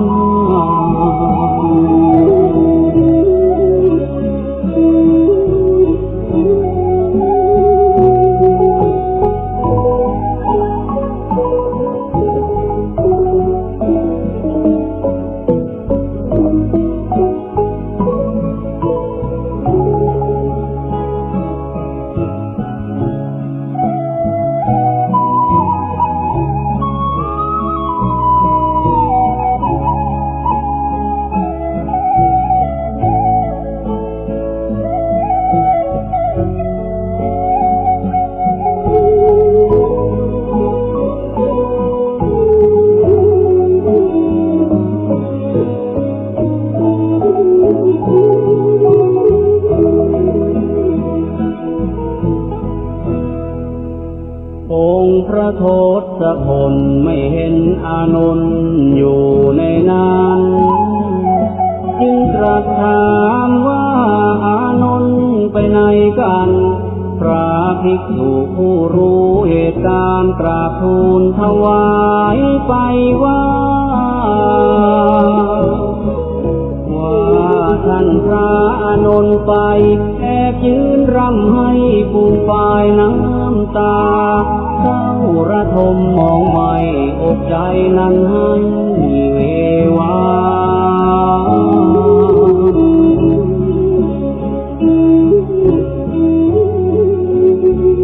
ยามใดสิ้นสูญพระดุลยศาสดาก็ดังชีวาพระอานนท์นั้นสิ้นไป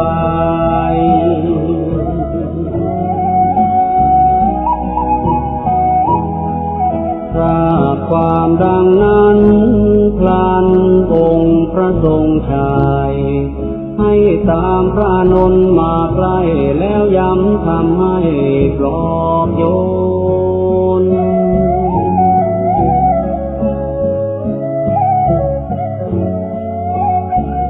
ลดความเศร้าหมองที่เข้าครองในกมลแก่พระอานนท์ให้คลายทุกข์วิญญา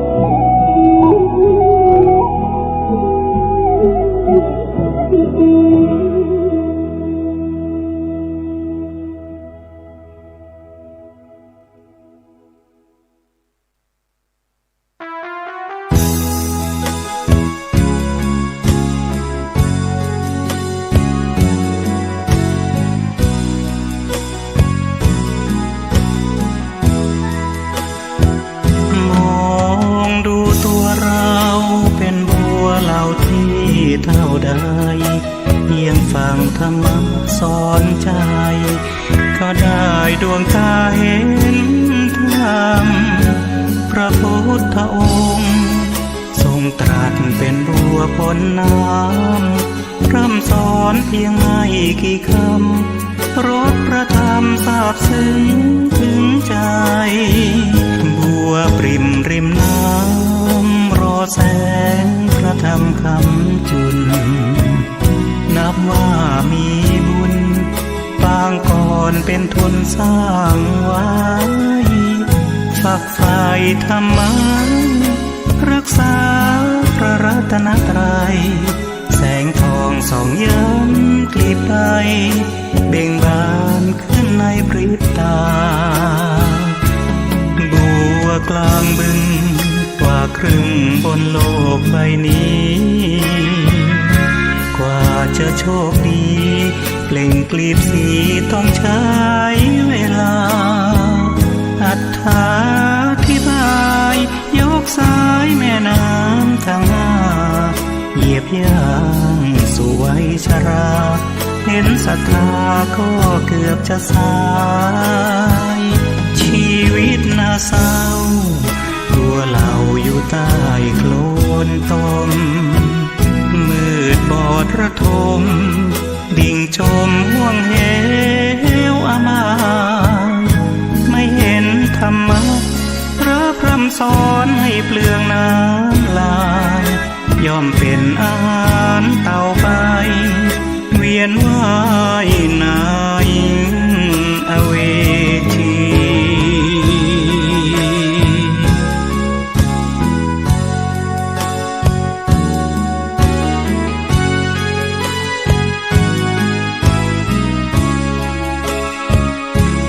บัวกลางบึง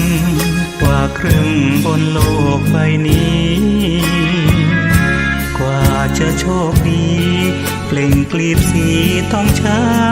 เวลาอธิบายยกสายแม่น้ำทางหน้าเหยียบย่างสู่วัยชรา เห็นศรัทธาก็เกือบจะสายชีวิตน่าเศร้าตัวเราอยู่ใต้โคลนตมมืดบอดระทมดิ่งจมห่วงเหวอามายไม่เห็นธรรมะพระพร่ำสอนให้เปลืองน้ำลายย่อมเป็นอาหารเต่าไปเวียนว่ายนายอเวจี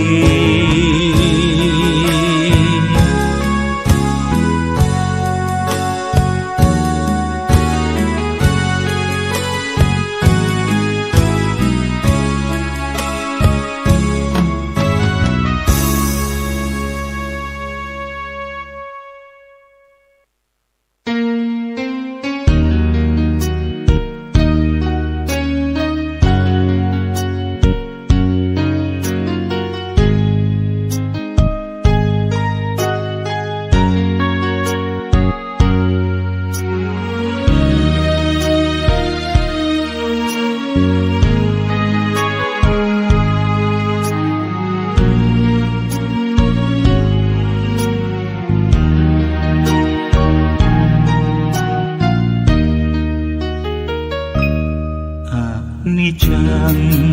ความไม่เที่ยงแท้แน่นอนบั่นทอน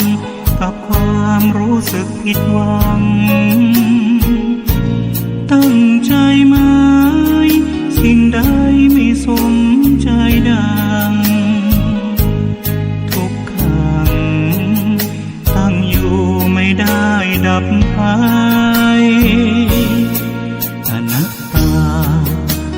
ความไม่มีตัวตนหลุดพ้นด้วยความสงบทางใจธรรมะพระโพธิญาณฝากไว้อยากหาใครฝันใฝ่ในอนัตตานี่คือไตรลักษณ์ของเพื่อนมนุษย์ไม่มีสิ้นสุดเพราะกิเลสตัณหาสุมไว้ในใจให้ทุกตรมบุรากลับเสน่หาไขว่คว้าช่างน่าเสียดายใกล้หลุดพ้นต้องมันฝึกฝนทนเอาช่วยให้เราพ้นการเกิดแก่เจ็บตายพระพุทธองค์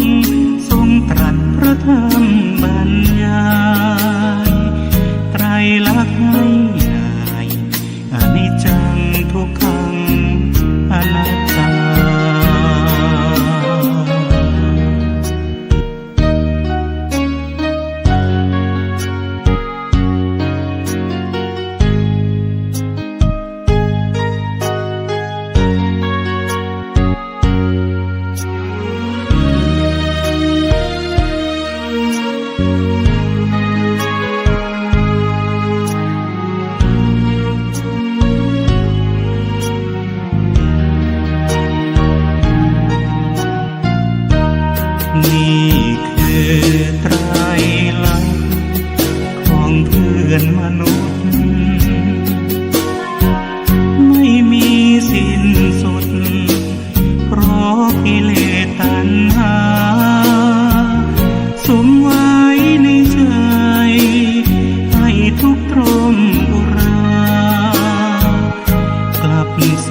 หา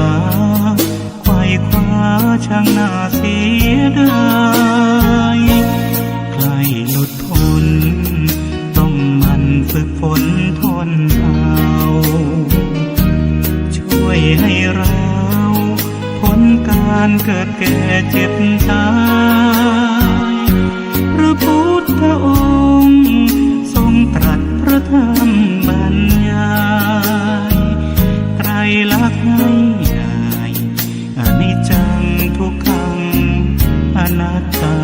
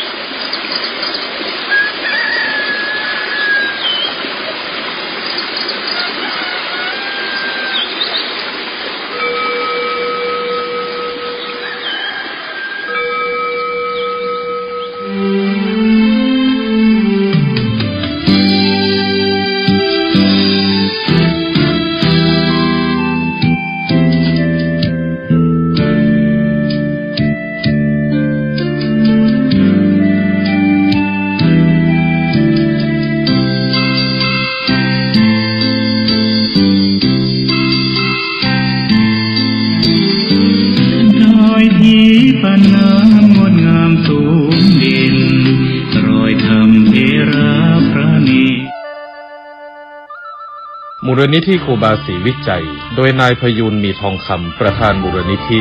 ขอเชิญชวนใจไทยที่มีความเลื่อมใสในพระพุทธศาสนา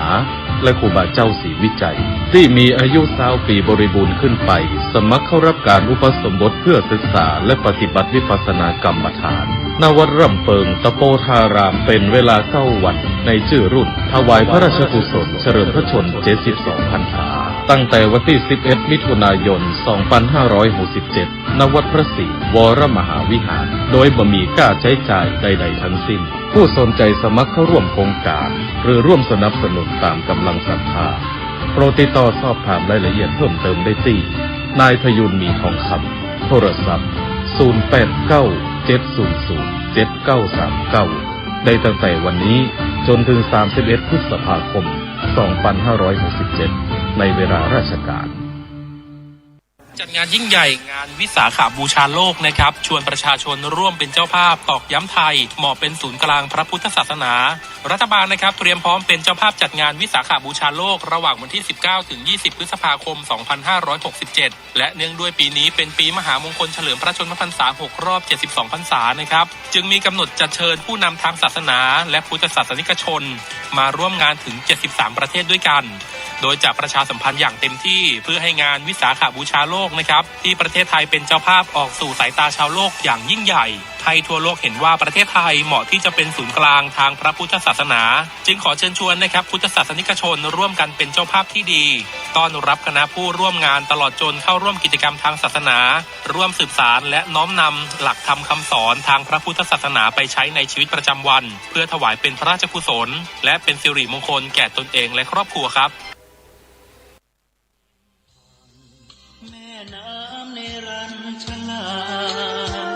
ใต้เงามหา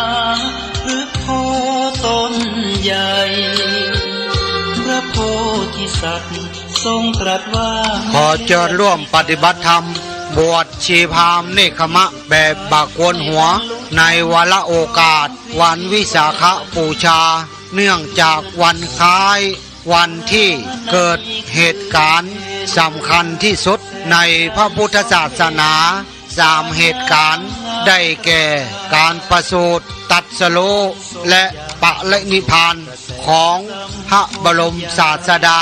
สมณโคดมสัมมาสัมพุทธเจ้าเกิดขึ้นทั้ง3 เหตุการณ์ตรงกันณวันขึ้น15 ค่ำเดือน6หรือวันเพ็ญแห่งเดือนวิสาขะแต่ต่างปีกันดังนั้นจึงขอเรียนเชิญเจริญพรร่วมปฏิบัติธรรมบวชชีพราหมณ์เนคขมะแบบบากโกนหัว ณสำนักปฏิบัติธรรมแห่งที่21ของจังหวัดเชียงใหม่วัดพระพุทธบาทอุดมตำบลเวียงอำเภอฝางจังหวัดเชียงใหม่ระหว่างวันที่20ถึง23พฤษภาคม2567หรือบวชชีพราหมณ์เนกขมะบ่ได้ก็สามารถไปร่วมทำวัดเย็นได้หรือจะร่วมเป็นเจ้าภาพน้ำปานะข้าวต้มตอนเจ้าถวายอาหารเพลติดต่อโดยตรง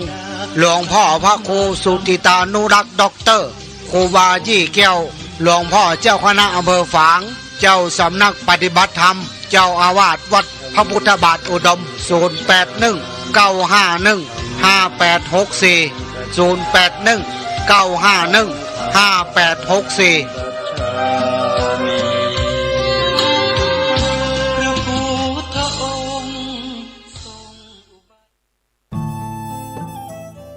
ท่านกำลังติดตามรับฟังสถานีวิทยุกระจายเสียงพระพุทธศาสนาแห่งชาติและสังคม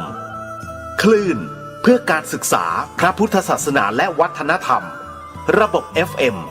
104.5 เมกะเฮิรตซ์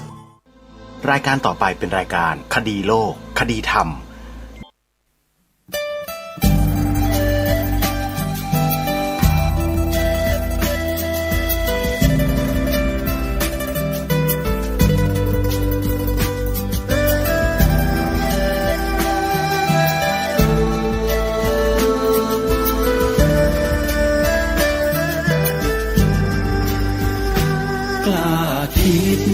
ก็ต้องกล้า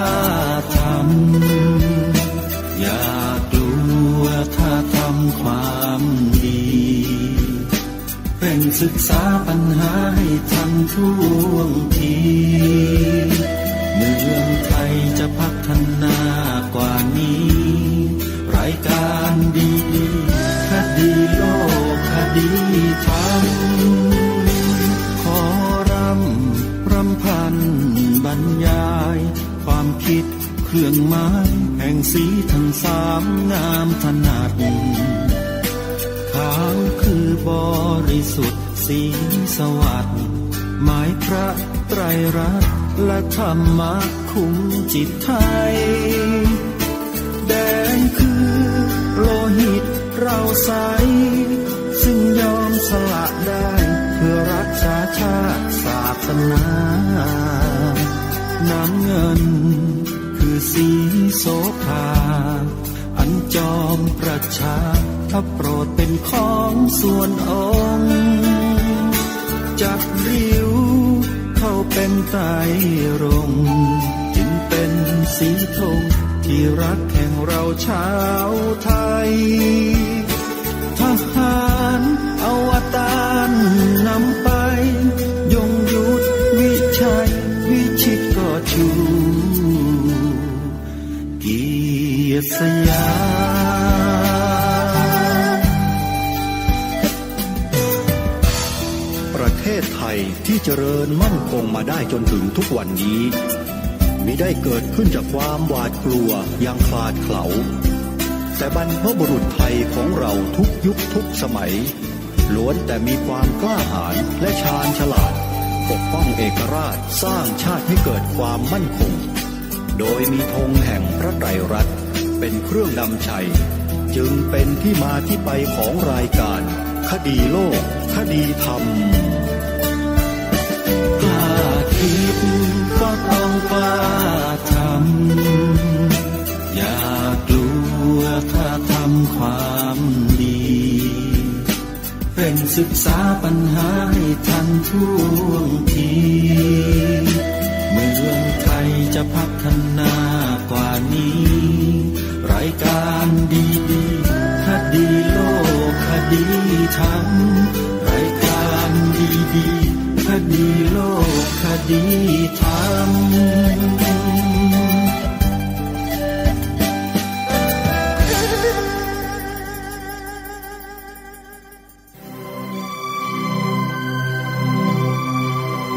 พระบรมราโชวาทพระบาทสมเด็จพระเจ้าอยู่หัว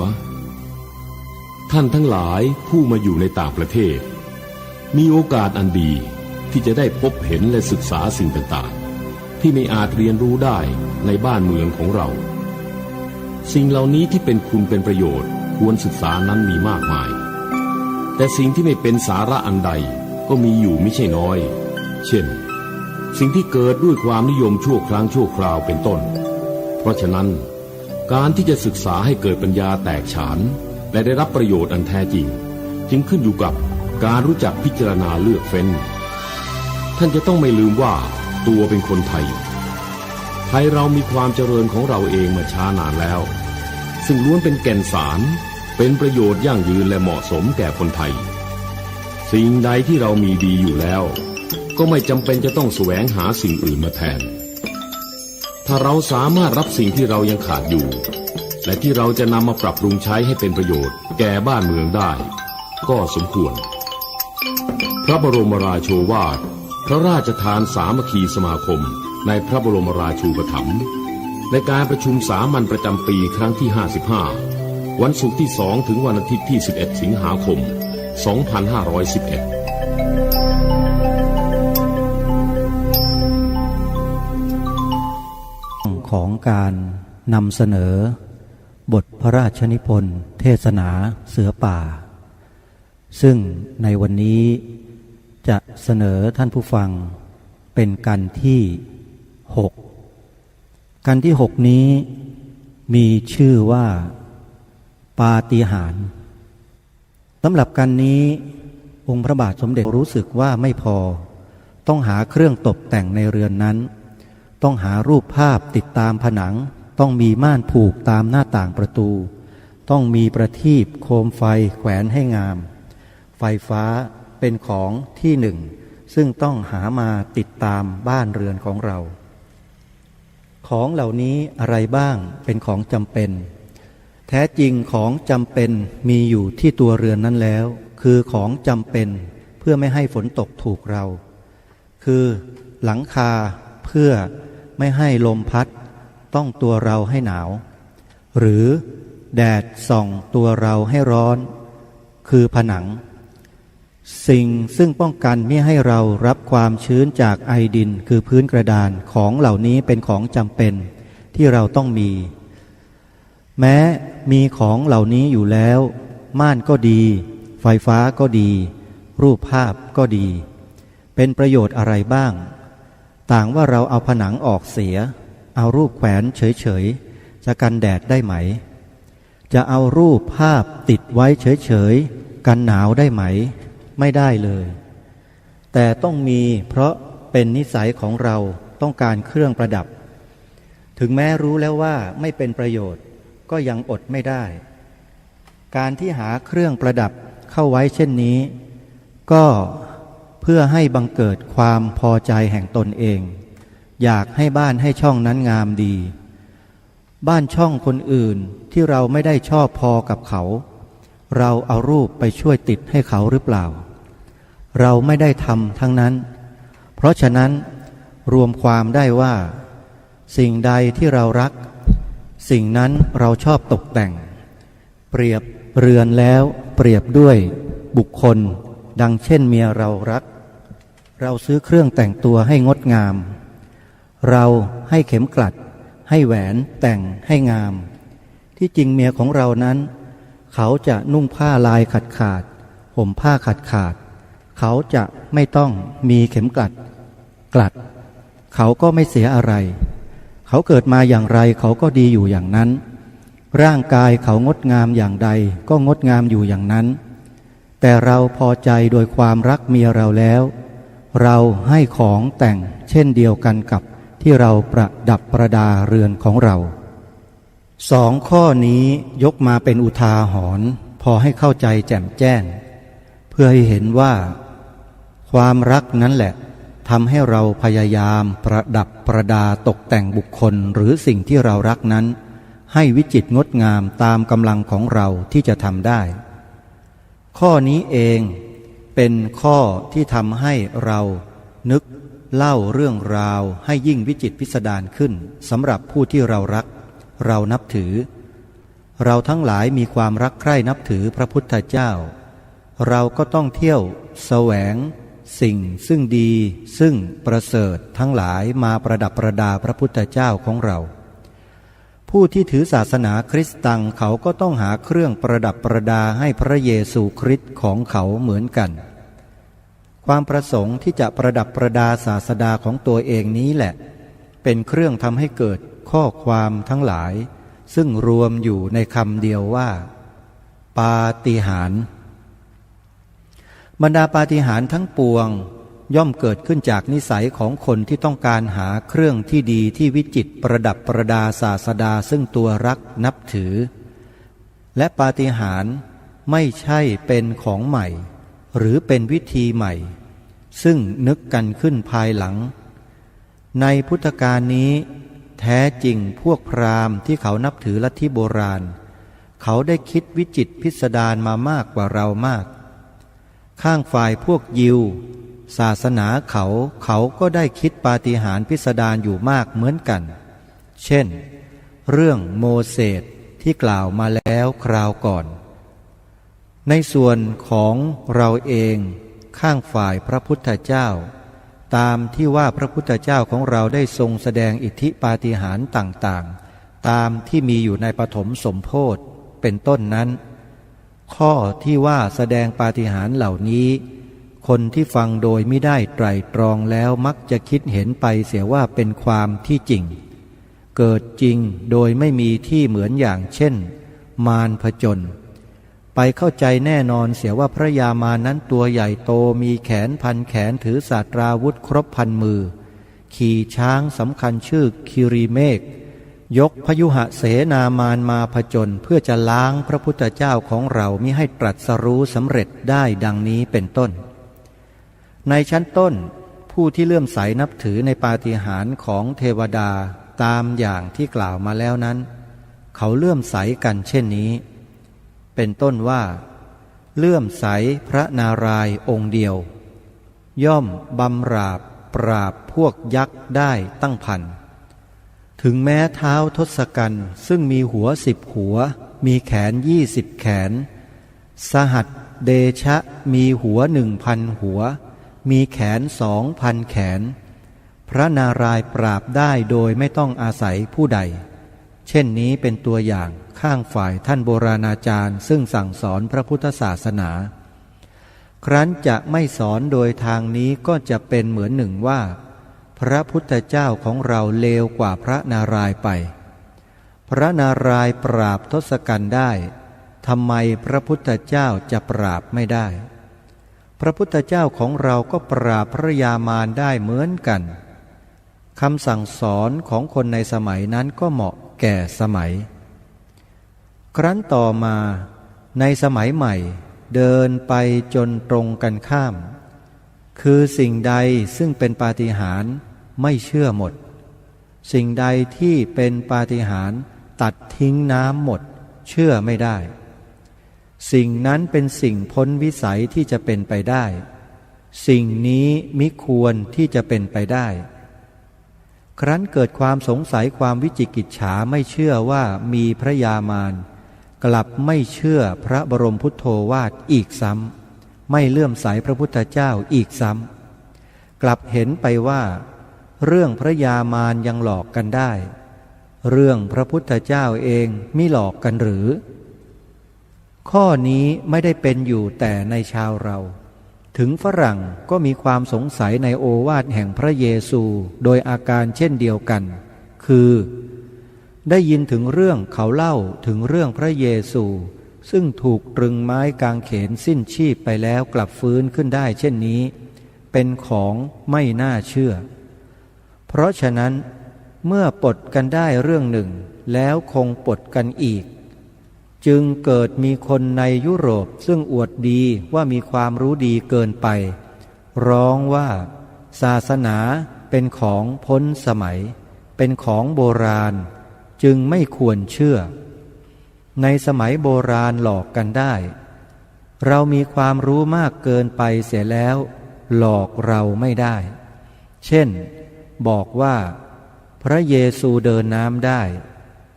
ถ้าพระเยซูเดินได้มิมีคนยังเดินได้อยู่หรือ นี่เป็นความคิดของพวกฝรั่งพวกหนึ่งและถึงพวกเราเองที่ออกไปเรียนเมืองนอกก็ดีหรือที่ได้สมาคมกับฝรั่งจำพวกนี้ก็ดีพลอยมีความเห็นไปในทางอวดดีเช่นนี้ก็เป็นได้โดยเห็นว่าศาสนาเป็นของเกินสมัยเสียแล้วศาสนาจะใช้ในสมัยการแห่งโลกที่เป็นไปเดี๋ยวนี้ไม่ได้เสียแล้วความคิดเช่นนี้ไม่ใช่ความคิดของผู้ที่มีปัญญาภูมิชั้นสูงผู้มีปัญญาภูมิชั้นสูงต้องเป็นผู้มีสติสัมปชัญญะต้องเป็นผู้มีสมองพอที่จะตรองดูได้ว่าสิ่งใดจะเป็นความจริงสิ่งใดจะเป็นเครื่องตกแต่งขึ้นเปรียบเหมือนอย่างกับเราแลเห็นรูปภาพเขียนเป็นภูเขาเป็นสระน้ำเราไม่ได้ติช่างเขียนเขาเลยว่าช่างเขียนโกหก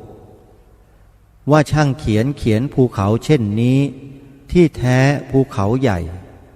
ทำไมจึงเขียนเล็กที่จริงเขาไม่ได้บอกว่านั่นเป็นภูเขาเขาบอกเปรียบเหมือนภูเขาต่างหากข้อนี้ฉันใดปาฏิหาริย์ดังในพระพุทธศาสนาครั้งมารผจญก็ฉันนั้นหากเราอวดดีจนดูข้ามไปเราเชื่อความฉลาดของเราเหลือเกินบอกว่าไม่จริงที่แท้ไม่มีใครเขายืนยันว่าจริงเขาเปรียบต่างหากถ้าเราใช้ความไตร่ตรองสักนิดเดียวคงจะแลเห็นได้ว่าปาฏิหาริย์ทั้งปวงย่อมเป็นของเปรียบเทียบเช่นเรื่องที่เขาว่าพระเยซูแม้ได้ถูกตรึงไม้กางเขนจนสิ้นชีพแล้วยังกลับฟื้นได้กลับมาแสดงโอวาทให้แก่อัครสาวกได้เช่นนี้เขาหมายความว่ากระไรเขาหมายความว่าถึงแม้พระเยซูตัวร่างหายตายไปแล้วศาสนาคำสั่งสอนของพระเยซูยังไม่ตายศาสนาคำสอนของพระเยซูซึ่งต้องสงบไปเพื่อกลัวอำนาจของอุปราชเมืองโรมครั้นเมื่อพระเยซูสิ้นชีพไปแล้วอุปราชนึกว่าสิ้นผีบุญไปแล้วไม่ต้องปราบต่อไปศาสนาพระเยซูกลับฟื้นขึ้นมาใหม่นี่แหละคือตัวพระเยซูฟื้นขึ้นใหม่เป็นคำเปรียบเทียบดังนี้ส่วนเรื่องที่เล่าว่าพระพุทธเจ้าของเราเมื่อตรัสรู้มีมารผจญถึง2 คราวคราวแรกผจญโดยความล่อลวงคือพระยามารได้แต่งลูกสาวมาล่อลวงแล้วเมื่อเห็นว่าลูกสาวล่อลวงไม่สำเร็จพญามารจึงได้ยกพยุหเสนาพร้อมด้วยสัตราวุธมาเพื่อผจญพระพุทธเจ้าของเราทั้ง2 อย่างนี้ถ้าผู้มีสติปัญญาไตร่ตรองแล้วคงจะแลเห็นว่า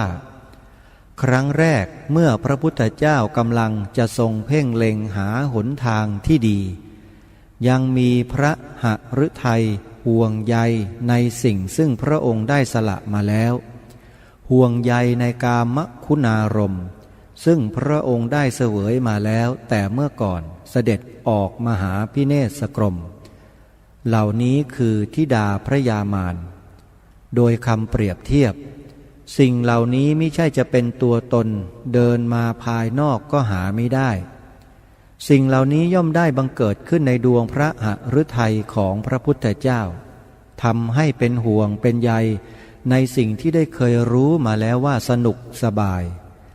เหมือนเราทั้งหลายนอนหลับฝันแลเห็นเป็นคนหรือเป็นสัตว์หรือสิ่งของเหมือนหนึ่งมาตั้งอยู่ต่อหน้าเราแลเห็นได้ถนัดเกือบจะเอามือจับได้ดังนี้ฉันใดที่นับว่าธิดาพระยามารคือความฝันเห็นของพระพุทธเจ้าของเราซึ่งเกือบจะเอามือแตะได้จับได้เป็นเนื้อเป็นตัวนับว่าเป็นคำเปรียบเทียบชั้นหนึ่งฉันนั้นส่วนข้อที่ว่าพระยามารยกเสนามาโตใหญ่เพื่อผจญนั้นคืออะไรข้อนี้คือความเป็นใหญ่ความมีอำนาจความมุ่งเป็นพระเจ้าจักรพรรดิ ซึ่งพระพุทธบิดาได้สั่งสอนอบรมพระพุทธเจ้าให้นึกเสมอตั้งแต่พระชนมายุยังเยาว์ตลอดมาให้รู้สึกความปรารถนาเป็นใหญ่เป็นเจ้าข้อนี้เป็นข้อที่ทิ้งยากที่สุดแม้ได้ทรงตัดสิ่งอื่นๆอันเป็นกามคุณารมณ์ทั้งหลายที่เรียกว่าทรงชำนาธิดาพระยามารแล้วยังคงเหลือแต่พระยามารเองซึ่งยากที่จะชำนาได้เหตุที่มีแขนตั้งพันแขนมีเสนาพลใหญ่โตมากมายกล่าวคือความมักใหญ่อยากเป็นใหญ่ซึ่งมีอยู่ในใจเราทุกคนไม่ว่าผู้ใหญ่หรือผู้น้อยผู้น้อยก็ต้องการสูงขึ้นไปตามลำดับผู้ใหญ่ก็ต้องการดำรงอำนาจของตัวอยู่เป็นของที่ตัดยากกว่าสิ่งอื่นๆหมดคนเราย่อมตัดกามคุณารมณ์ทั้งหลายย่อมสละแม้ลูกเมียและทรัพย์สมบัติเพื่อแสวงหาอำนาจเพื่อสงวนไว้ซึ่งความเป็นใหญ่ความสรรเสริญความดีความนิยมเพราะฉะนั้นข้อนี้เป็นข้อตัดยากเปรียบเหมือนกับมารที่มีแขนตั้งพันแขนซึ่งมีพยุหเสนานับด้วยแสนยากที่จะชำนาญได้แต่พระพุทธองค์ของเราตั้งพระหฤทัยมั่นแล้วว่าสมบัติบรมจักรคือการเป็นจักรพรรดิการเป็นใหญ่ในโลกเป็นผู้ปกครองเหนือคนทั้งหลาย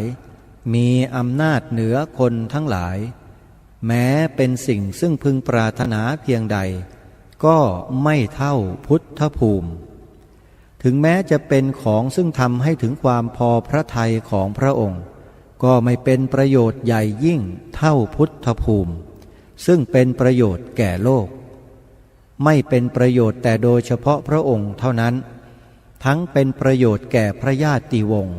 แก่บรรดามิตรสหายของพระองค์และบรรดาเวนยสัตว์ไม่เฉพาะแต่ในประเทศของพระองค์ย่อมแผ่ไปทั่วทั้งโลกไม่ว่าที่ไหนแดนพระเจ้าจักรพรรดิยังมีมหาสมุทรเป็นที่ขีดขั้นแดนแห่งพระพุทธเจ้าคือพุทธภูมิหาสิ่งใดขีดขั้นมิได้หาสมุทรอันใดที่จะเป็นเขตมิได้ย่อมแผ่ไพศาลข้ามสมุทรนอกจักรวาลออกไป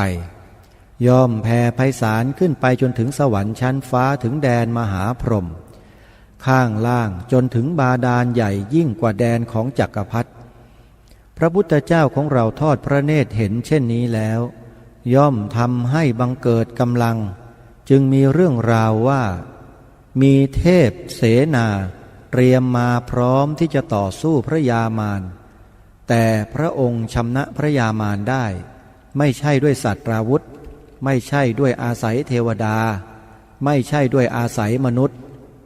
พระพุทธเจ้าทรงอาศัยกำลังและอาวุธสำคัญยิ่งกว่าของเหล่านี้ทั้งหมดทรงอาศัยมโนคือดวงใจการมักใหญ่ไฟสูงไม่มีอยู่ในพระทัยพระองค์แล้วเมื่อนั้นเป็นเวลาซึ่งพระองค์ได้ชำนะพระยามารเมื่อยามนั้นได้ตรัสรู้เป็นพระพุทธเจ้าได้แลเห็นหนทางอันท่องแท้รู้สึกแน่นอนว่าสิ่งใดเป็นประโยชน์เช่นนี้นับว่าเป็นผู้ที่ชำนะอันประเสริฐเสียยิ่งกว่าบรรดาเจ้าแผ่นดินหรือมหากษัตริย์ที่ได้ชำนะศัตรูไม่ว่าชาติไหนพระองค์เป็นผู้ชำนะโดยไม่ได้อาศัยการปราบปรามด้วยสัตราวุธพระองค์ชำนะโลกโดยการปราบพระองค์เองพระองค์ชำนะโลกโดยทรมานพระองค์เองนั่นแหละ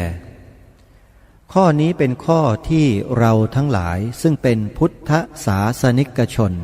ควรรู้สึกไว้สิ่งใดซึ่งพระพุทธเจ้าของเราได้แสดงเป็นตัวอย่างแล้วเราทั้งหลายผู้เหมือนหนึ่งเป็นข้าที่จงรักภักดีเราเหมือนหนึ่งเป็นผู้ที่รักท่านแล้วควรที่จะพยายามทำตามข้อที่นึกเสียว่าเราไม่ใช่พระพุทธเจ้าเราไม่ใช่พระอรหันต์เราจะทำตามได้หรือเช่นนี้เป็นข้อที่นึกไม่ถูกคนเราทุกคนแม้มีความตั้งใจดีอยู่แล้ว คงจะต้องเป็นประโยชน์ทั้งนั้นธรรมเนียมกระไดเราจะขึ้นปรูดเดียวให้ถึงขั้นบนได้หรือไม่ได้ไม่มีใครขึ้นได้ปรูดเดียวถึงขั้นบนแต่ครั้นเรารู้ว่าเราขึ้นกระไดปรูดเดียวถึงขั้นบนไม่ได้เราจะไม่ขึ้นไปเสียเลยเมื่อไรเราจะไม่ขึ้นไปเสียเลยเมื่อไรเราจะถึงยอดเราต้องเอาตีนก้าวขึ้นไปชั้นล่างก่อนมีกำลังพอก็ก้าวขึ้นไปอีกขั้นถ้ายังมีกำลังเหลือก็ก้าวอีกไปถึงแค่ไหนก็แค่นั้นดีกว่าไม่ก้าวเสียเลยพระพุทธเจ้าของเราชำนะสิ่งชั่วสิ่งร้ายอันมีอยู่ในดวงจิตของคนเราเป็นปกตินั้นด้วยการทรมานพระทัยของพระองค์มาแล้วทำตัวอย่างให้แก่เราทั้งหลายแล้วเราทั้งหลายควรพยายามด้วยอาการเดียวกันควรพยายามทรมานใจของเราให้อยู่ในอำนาจบังคับบัญชาของตัวเราไม่ควรให้ดวงใจพาตัวเราไปตามชอบใจให้ลังเลไปในที่ต่างๆในชั้นต้นการทรมานใจเป็นของยากถึงแม้จะทำไปไม่สำเร็จเมื่อได้พยายามแล้วดีกว่าที่จะยอมแพ้ยอมสละละเสียว่าเราอย่างไรอย่างไรก็ทำไม่ได้ความพยายามลองดูเป็นของสำคัญหรือถ้าจะว่าไปแล้วเป็นหัวใจของศาสนาทั้งปวงต้องเริ่มด้วยความพยายาม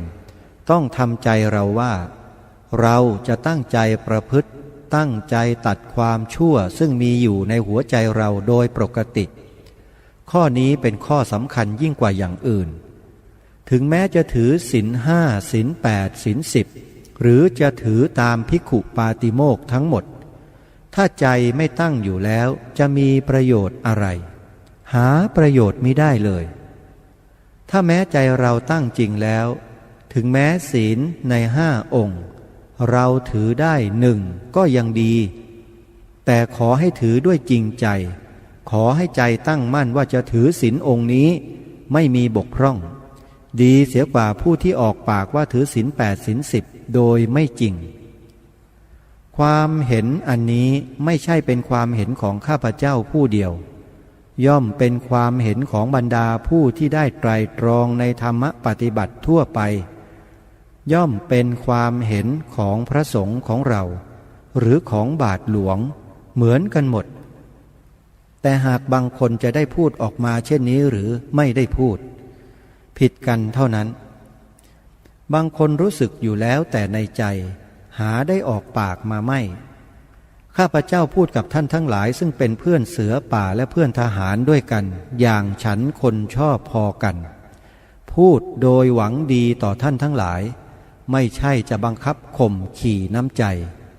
ท่านทั้งหลายจงเก็บเอาไปตรึกตรองดูลองทรมานใจดูบ้างตั้งใจเสียว่าข้อนั้นข้อนี้จะลองปฏิบัติดูให้มั่นคงเราจะทำได้หรือไม่ได้ถ้าในครั้งแรกไม่ได้ลองใหม่ข้อนี้ลำบากลองอีกข้อหนึ่งแต่ไม่ใช่ลองจิ้มดูเห็นยากแล้วก็ทิ้งควรพยายามข้อ1 3 ครั้ง4 ครั้งให้แลเห็นได้ถ้าท่านทั้งหลายใช้ความพยายามจริงๆในไม่ช้าคงจะได้แลเห็นประโยชน์ไม่มากก็น้อยในไม่ช้าคงจะได้รับความบันเทิงใจรู้สึกว่าถึงอย่างไรอย่างไรชั่วดีเราก็ได้พยายามยกตีนของเราเองก้าวขึ้นเหยียบกระไดขั้นต้นอันจะนำเราไปสู่หนทางสวรรค์ท่านสาธุชนผู้ฟังทุกท่านจบบทพระราชนิพนธ์เทศนาเสือป่ากันที่6มีชื่อว่าปาฏิหาริย์สำหรับกันนี้พระองค์ท่านทรงเปรียบเทียบให้เราเห็นอย่างชัดเจนในเรื่องราวของปาฏิหาริย์โดยยกตัวอย่างของพระเยซูที่เมื่อถูกตรึงไม้กางเขนแล้วสิ้นชีวิตแล้วกลับฟื้นคืนชีพขึ้นมาตรงนั้นท่านทรงอุปมาว่านั่นเป็นเพียงแค่ อุปมาอุปไมยเฉยๆแท้จริงแล้วก็คือการที่เขาเขียนไว้ในตำรับตำราในคัมภีร์ว่าพระเยซูฟื้นขึ้นมานั้นเป็นเพียงแค่ข้อเปรียบเทียบเฉยๆแท้จริงก็คือคำสอนของพระเยซูได้กลับฟื้นคืนมาเป็นที่นิยมเป็นที่เคารพนับถือของผู้คนต่อมาอีกนั่นแหละจึงเรียกว่าพระเยซูฟื้นคืนชีพองค์สมเด็จพระสัมมาสัมพุทธเจ้าของเราก็เหมือนกันพระองค์ทรงเปรียบเทียบในสมัยที่พระองค์ได้ทรงผจญมารพยุหเสนามารมากันตั้งมากมายก่ายกองช่างเขียนภาพที่เขียนตามฝาผนังทั้งหลายให้เป็นรูปยักษ์รูปอะไรสี่กรพันมืออะไรก็แล้วแต่พระองค์ท่านตรัสว่าเป็นเพียงแค่เปรียบเทียบเฉยๆจะโทษช่างเขียนเขาว่าโกหกก็ไม่ได้แท้ที่จริงแล้วสิ่งที่เป็นมารแท้จริงก็คือสิ่งที่อยู่ในพระราชฤทัยหรือพระฤทัยของพระพุทธองค์นั่นเองก็คือตัวกิเลสกองใหญ่ๆนะไม่ว่าจะเป็นโลภโกรธหลงนี่แหละเป็นสิ่งที่ทำให้ผู้ที่เขียนตำรับตำราในสมัยโบราณจึงเปรียบเทียบออกมาอุปมาอุปไมยออกมาให้เห็นเป็นรูปธรรมได้อย่างชัดเจนเท่านั้นเองแต่ไม่ได้หมายถึงเป็นความจริงเสียทั้งหมดตรงนี้จึงขอให้ทำความเข้าใจกับทุกท่านไว้ว่าแท้จริงแล้วพยามารสำคัญก็คือตัวกิเลสที่ฝังแน่นอยู่ในพระหฤทัยขององค์สมเด็จพระสัมมาสัมพุทธเจ้าของเราในครั้งที่จะก่อนที่จะตรัสรู้ในค่ำคืนเพ็ญวิสาขะนั่นเองอันนี้ขอให้เราทำความเข้าใจกันไว้และมีคนอีกประเภทหนึ่งที่บอกว่าในเมื่อเขียนปดเขียนหลอกเขียนลวงกันได้ถึงขนาดนี้ทำไมจึงจะเชื่อไม่ได้ล่ะว่าสิ่งที่เป็นคำสอนทั้งหลายทั้งปวงก็คงจะปดคงจะมดเท็จเหมือนกันแล้วก็พาลไม่นับถือพระศาสนาเลิกไม่นับถืออะไรไปเลยอย่างนี้คนแบบนี้พระองค์ก็ตรัสบอกเหมือนกันว่าน่าเสียดายชีวิตของเขาที่เกิดมาเป็นมนุษย์ได้คุณค่าของความเป็นมนุษย์ที่จะศึกษาเรียนรู้ในสิ่งที่เป็นสาระเป็นประโยชน์โดยเฉพาะหลักธรรมคำสอนของพระพุทธศาสนาแล้วเนี่ยเขากลับหลีกหนีออกไปสลัดทิ้งโดยไม่มีเยื่อใยอะไรกลายเป็นบุคคลที่ไม่ยอมนับถือศาสนาอะไรเลยปฏิเสธต่อโลกต่อสังคมว่าฉันเป็นคนไม่มีศาสนา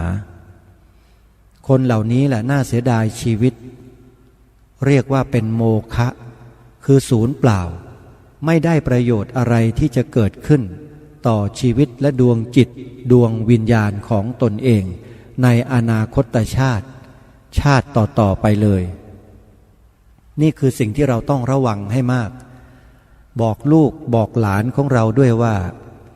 สิ่งที่บรรพบุรุษไทยของเราพานับถือกันมาคือพระพุทธศาสนานั้นย่อมเป็นสิ่งที่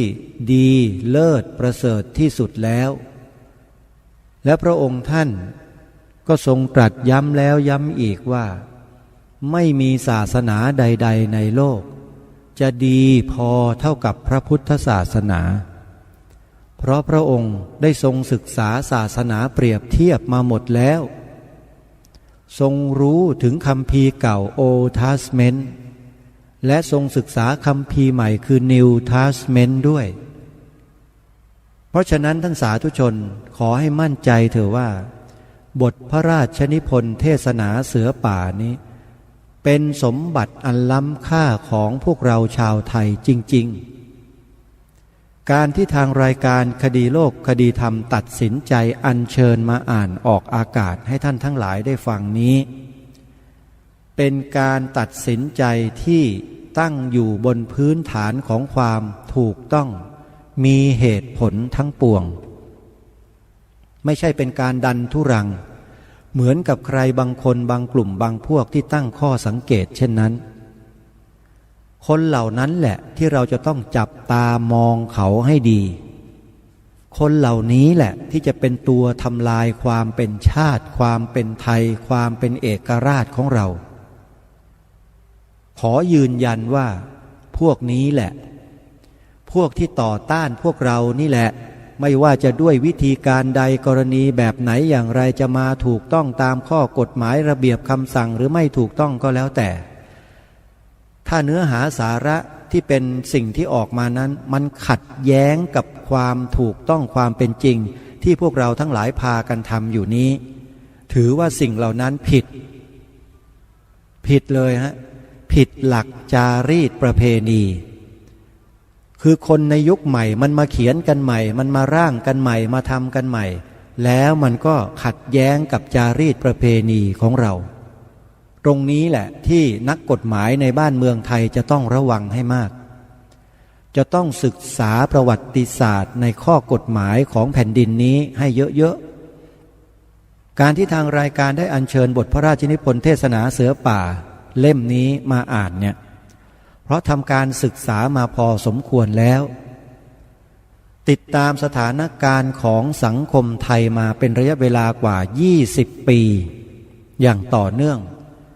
เห็นความเปลี่ยนแปลงหลายสิ่งหลายอย่างเกิดขึ้น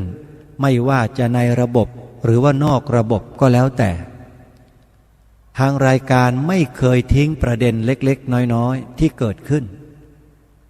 ไม่ว่าจะเป็นเรื่องของการเปลี่ยนธงประจำกทม.ไม่ว่าจะเป็นการบิดเบือนบทพระราชนิพนธ์ความหมายธงไตรรงค์ขององค์พระบาทสมเด็จพระมงกุฎเกล้าเจ้าอยู่หัวผู้ทรงเป็นเจ้าของบทพระราชนิพนธ์เทศนาเสือป่านี้อีกด้วยตลอดจนถึงการย้ายพระพุทธรูปศักดิ์สิทธิ์ประจำกระทรวงมหาดไทยออกไปจากห้องทำงานของรัฐมนตรีว่าการก็ตามสิ่งทั้งหลายเหล่านี้เรามองข้ามไม่ได้แล้วก็ยังมีกรณีเช่นนี้เกิดขึ้นอีกเยอะแยะมากมายหลายประการที่พวกเรานั้นไม่เคยสะกิดใจกันแม้แต่นิดเดียวแต่รายการคดีโลกคดีธรรมเห็นรู้ติดตามอยู่ตลอดถ้าหากว่าท่านไม่ติดตามรับฟังรายการนี้แล้วท่านอาจจะไม่รู้ไปตลอดชีวิตเลยก็ได้ว่าในประเทศไทยของเราเนี่ยมีกลุ่มบุคคลที่จ้องจะทำลายล้างความเป็นชาติไทยของเราอยู่จริงท่านจะไม่รู้เลยเพราะฉะนั้นรายการคดีโลกคดีธรรมมีหน้าที่นำเอาสิ่งที่ไม่ดีเหล่านี้แหละมาเปิดเผยให้กับพวกเราเพื่อจะได้เตรียมการระวังป้องกันกันไว้นะฮะให้พวกเราอย่าประมาทเอาละท่านสาธุชนวันนี้เวลาของรายการหมดลงแล้วคงจะต้องขอสมมุติยุติไว้แต่เพียงเท่านี้ขอความสุขความสวัสดีจงบังเกิดมีแด่ท่านสาธุชนผู้ฟังทุกท่านทุกคนเทินขอเจริญพร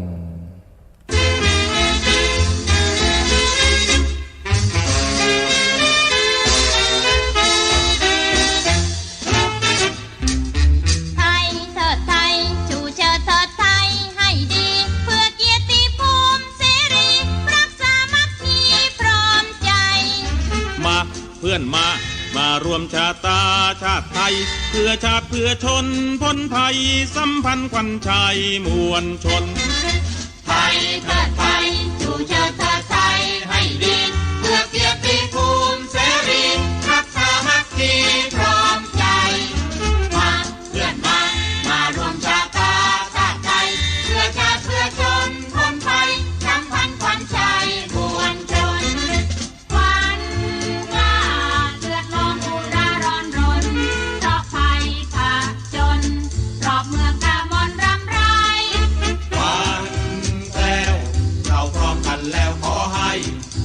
สู้เพื่อไทยเพราะไทยล้มไปไฟลาน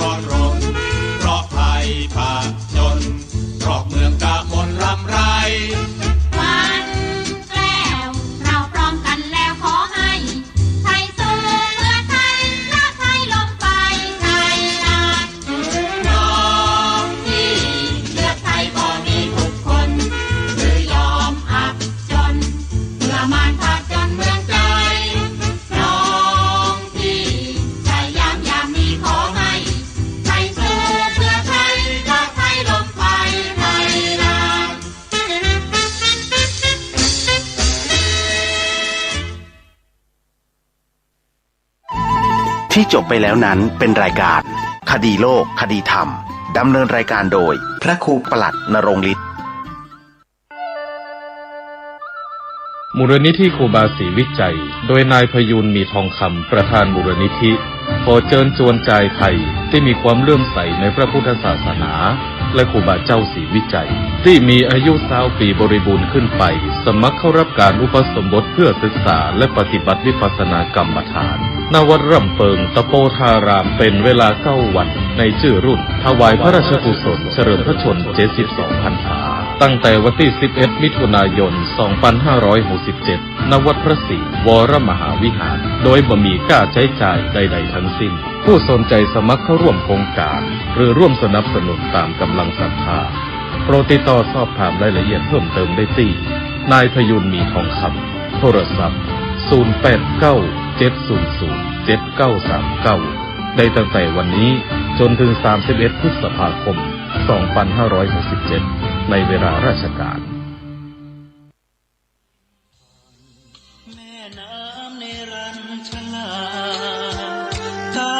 เงามาหาพฤกษ์โพต้นใหญ่พระโพธิสัตว์ทรงตรัสว่าขอเชิญร่วมปฏิบัติธรรมบวชชีพราหมณ์เนคขมะแบบบากวนหัว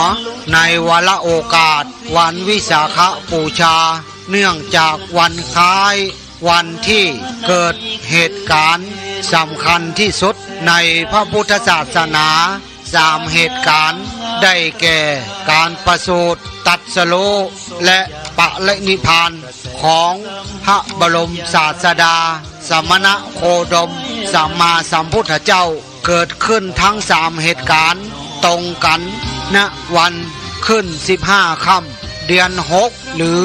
วันเพ็ญแห่งเดือนวิสาขะแต่ต่างปีกันดังนั้นจึงขอเรียนเชิญเจริญพรร่วมปฏิบัติธรรมบวชชีพราหมณ์เนคขมะแบบบากวนหัวณสำนักปฏิบัติธรรมแห่งที่21ของจังหวัดเชียงใหม่วัดพระพุทธบาทอุดมตำบลเวียงอำเภอฝางจังหวัดเชียงใหม่ระหว่างวันที่20ถึง23 พฤษภาคม 2567 หรือ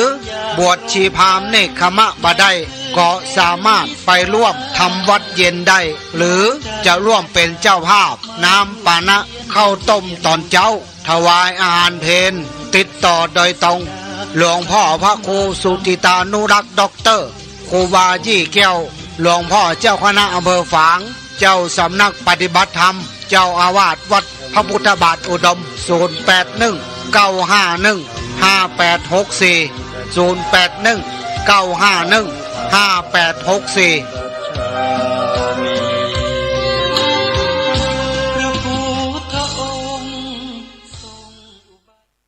ัทธารวมสา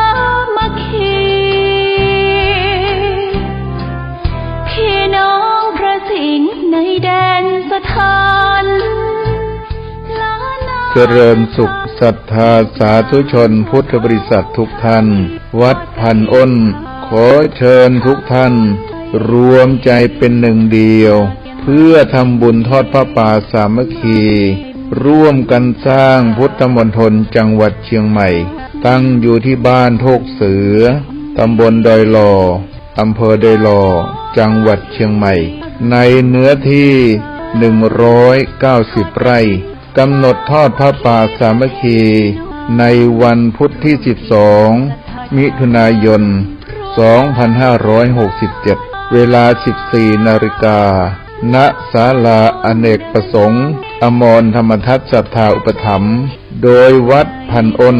รับเป็นเจ้าภาพสร้างอาคาร2 หลังคือ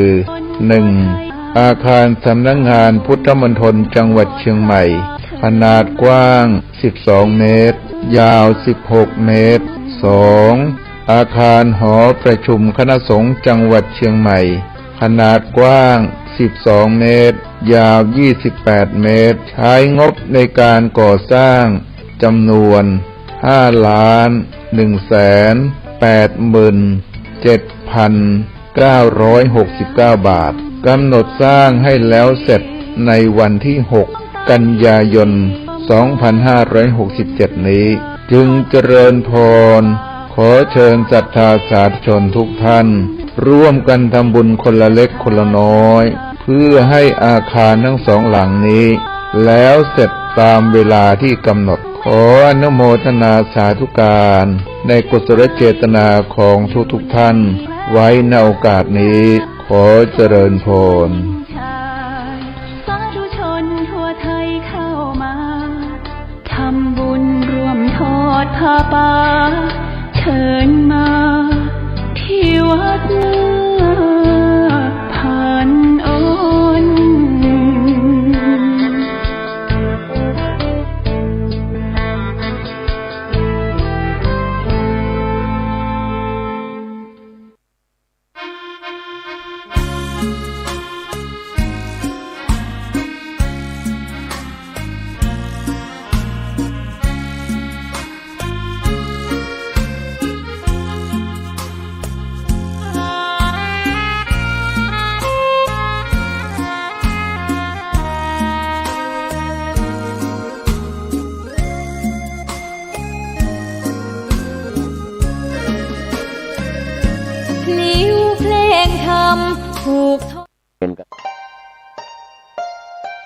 ท่านกำลังรับฟังสถานีวิทยุสาธารณะจังหวัดเชียงใหม่คลื่นพัฒนาคุณภาพชีวิต FM 92.25 เมกะเฮิรตซ์บริหารและจัดการโดยวัดป่าแดงมหาวิหารส่งกระจายเสียงจากเลขที่ 71 หมู่ที่ 14 บ้านใหม่หลังมอตำบลสุเทพอำเภอเมืองจังหวัดเชียงใหม่รหัสไปรษณีย์ 50200 หมายเลขโทรศัพท์0818815690 052000636-7สวัสดีครับท่านผู้ฟังที่เคารพวันนี้ผมกาเศรษฐ์เพชรสำริดนำถ่ายทอดเสียงประวัติท่านอาจารย์พระมหาบัวญาณสัมปันโนโดยได้รับเอกสารหนังสือจากมูลนิธิพระสงบมนัสสันโตตำบลหนองกวางอำเภอโพธารามจังหวัดราชบุรีก็ถือว่าด้วยการถ่ายทอดเสียงจากท่านพระอาจารย์มหาบัวมาเป็นตัวหนังสือผมผู้ดำเนินรายการก็ถ่ายทอดจากตัวหนังสือกลับมาเป็นเสียงออกอากาศทางสถานีวิทยุกระจายเสียงภาคปกติและออนไลน์หลายคนหลายท่านก็อาจจะเป็นที่พึงพอใจต่อกิเลสของท่านหรือไม่พอใจต่อกิเลสของท่านก็ไม่เป็นไรผู้ที่สนใจจะฟังธรรมอย่างเดียวก็ได้รับอานิสงส์ของการฟังธรรมแต่ผู้ที่สนใจทั้งธุระทั้งสองประการขันธธุระการศึกษาเล่าเรียนในพระปริยัติธรรมก็ถือว่าเป็นตัวศาสนาที่ชื่อว่าปริยัติศาสนาสำหรับผู้ที่สนใจในการศึกษาด้วยการฟังด้วยการอ่านด้วยการรับรู้รับทราบสนทนาจากครูบาอาจารย์ทั้งฝ่ายบรรพชิตและคฤหัสถ์เราก็ถือว่ามีโอกาสดีและโชคดีอานิสงส์ของการศึกษาธรรมฟังธรรมได้เป็นนานาจิตตังจะให้ถูกจิตถูกใจหรือถูกกิเลสของตัวท่านเองผู้ที่บริสุทธิ์ฟังธรรมด้วยดีย่อมได้ปัญญาเพราะฉะนั้นวันนี้ผู้ดำเนินรายการถ่ายทอดเสียงเอกสารนี้หวังได้รับการอภัยจากบัณฑิตที่อาจจะถ่ายทอดเอกสารที่ไม่ถูกต้องอย่างไรก็ถือว่าบัณฑิตนั้นให้โอกาสในการที่เราจะเผยแผ่หลักธรรมคำสอนในทางพระพุทธศาสนาก็เป็นเรื่องราวดีๆนะครับที่พระสุปฏิปันโนได้ปฏิบัติแล้วเป็นตัวอย่างเป็นการจันรงรักษาพระพุทธศาสนาวันนี้ขันธธุระการศึกษาเราเรียนพระปริยัติธรรมบาลีนักธรรมอภิธรรมและพระไตรปิฎกอัตถกถาฎีกาก็เป็นส่วนหนึ่งของขันธธุระส่วนวิปัสสนาธุระนั้นก็เป็นส่วนหนึ่งทั้งบรรพชิตและคฤหัสถ์ก็จะลงมือในการเจริญภาวนากรรมฐานให้เกิดขึ้นในตัวในตนของท่านเป็นอานิสงส์อันยิ่งใหญ่แล้วก็จะทำให้เกิดปฏิเวทศาสนา ผลที่ได้รับจากการศึกษาผลที่ได้รับจากการปฏิบัติในวันนี้ขอนำเล่าเรื่องราวต่อเนื่องจากการนำเล่าเรื่องของหลวงตามหาบัวชีวิตพระกรรมฐานของหลวงตามหาบัวนั้นท่านมักจะเสาะหาที่วิเวกที่ไม่ไกลจากหลวงปู่มั่นในสมัยอดีตเท่าใดนักหากมีปัญหาภาวนาก็จะกลับมาได้เร็ว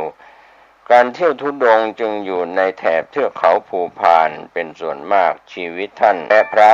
กรรมฐานที่มุ่งต่ออัดต่อธรรมจึงเต็มไปด้วยความทุกข์ยากลำบากภูพานนี้เที่ยวแหลกหมดนี่เป็นคำกล่าวของหลวงตามหาบัวว่าภูพานระหว่างสกลนครไปถึงกาฬสินธุ์ภูเขาลูกนี้เราเที่ยวมากที่สุดเพราะพ่อแม่ครูอาจารย์อยู่ทางพรรณนานิคมเราก็เที่ยวแถวนั้นอยู่สกลนครบ้านโคกนามนเราก็เที่ยวแถวนั้นแล้วท่านมาอยู่ทางพรรณนานิคมนี่ก็เที่ยวตลอดไปหมดเลยเที่ยวป่าเที่ยวเขาเรียกว่าภูเขาลูกนี้ไปทั้งนั้นล่ะเราเที่ยวป่าเที่ยวเขานี่ล่ะเวลาหาธรรมเป็นอย่างนั้นแหละมีแต่ความทุกข์ความลำบากทั้งนั้นที่หาธรรมจะได้สะดวกสบายดูจะไม่ค่อยมีอยู่ในป่าในเขาบางทีก็ไปอาศัยเขา3-4หลังคาเรือนเขาอยู่ในเขาก็ไม่มีไร่มีนาทำเขาก็หาของป่าอะไรเอาไปแลกทางชาวบ้านเขาขึ้นมากินเราก็ไปพักกับเขาก็ไปอย่างว่ามันไม่มีอะไรแหละองค์เดียว2 องค์ไปอาศัยกินเขาบ้างไม่กินก็ได้นี่ก็เราเคยมาแล้วอยู่ในสกลนครนี่แหละมากที่สุดแล้วเที่ยวแหลกเลยภูเขาลูกนี้ไปหมดตั้งแต่สกลนครถึงกาฬสินธุ์ปีนี้เข้าทางนี้ปีนั้นขึ้นทางนั้นลงทางนั้นขึ้นไปตลอดเลยนี่ก็เป็นคำกล่าวของหลวงตามหาบัวและท่านก็ยังกล่าวอีกว่าการบิณฑบาตมาแล้วมันมีแอ่งน้ำอยู่ตามเขาหินดานมีแอ่งน้ำธรรมกรกเราก็เตรียมมาพร้อมเอามาแขวนไว้ที่นั่นที่พักเราก็มีน้ำกาเดียว3-4 วันก็ไม่หมดถ้าไม่ฉันจังหันน้ำก็ไม่เปลืองไม่ค่อยกินนะถ้าฉันจังหันแล้วน้ำจะเปลืองนั่นแหละท่านทำพิจารณาเอาละท่านทั้งหลายพอฉันเสร็จเรียบร้อยแล้วล้างบาตรปุ๊บปั๊บไปแอ่งน้ำแอ่งหินดานหินลาดเสร็จเรียบร้อยเช็ดบาตรสะพายบาตรเปล่าขึ้นมาเที่ยวกรรมฐานไม่ได้ไปด้วยรถยนต์อะไรอาศัยเดินด้วยเท้าแต่ก่อนรถยนต์ก็ไม่มีทางถนนก็ไม่มีทุกวันนี้มันกลายเป็นกรรมฐานจรวดดาวเทียมไปแล้วแหละไปถึงไหนก็ไม่รู้มันผิดกันคนละโลกถ้าว่าหนาวก็หนาวจริงๆคือหนาวไม่มีผ้าห่มให้เฉพาะที่กล่าวเท่านั้นจีวรกับผ้าสังฆาติพับครึ่งแล้วห่มถ้าคืนไหนหนาวมากจริงๆคืนนั้นนอนไม่ได้เลยนะหนาวถึงขนาดว่านอนไม่หลับมีแทบทุกปีนั่นแหละ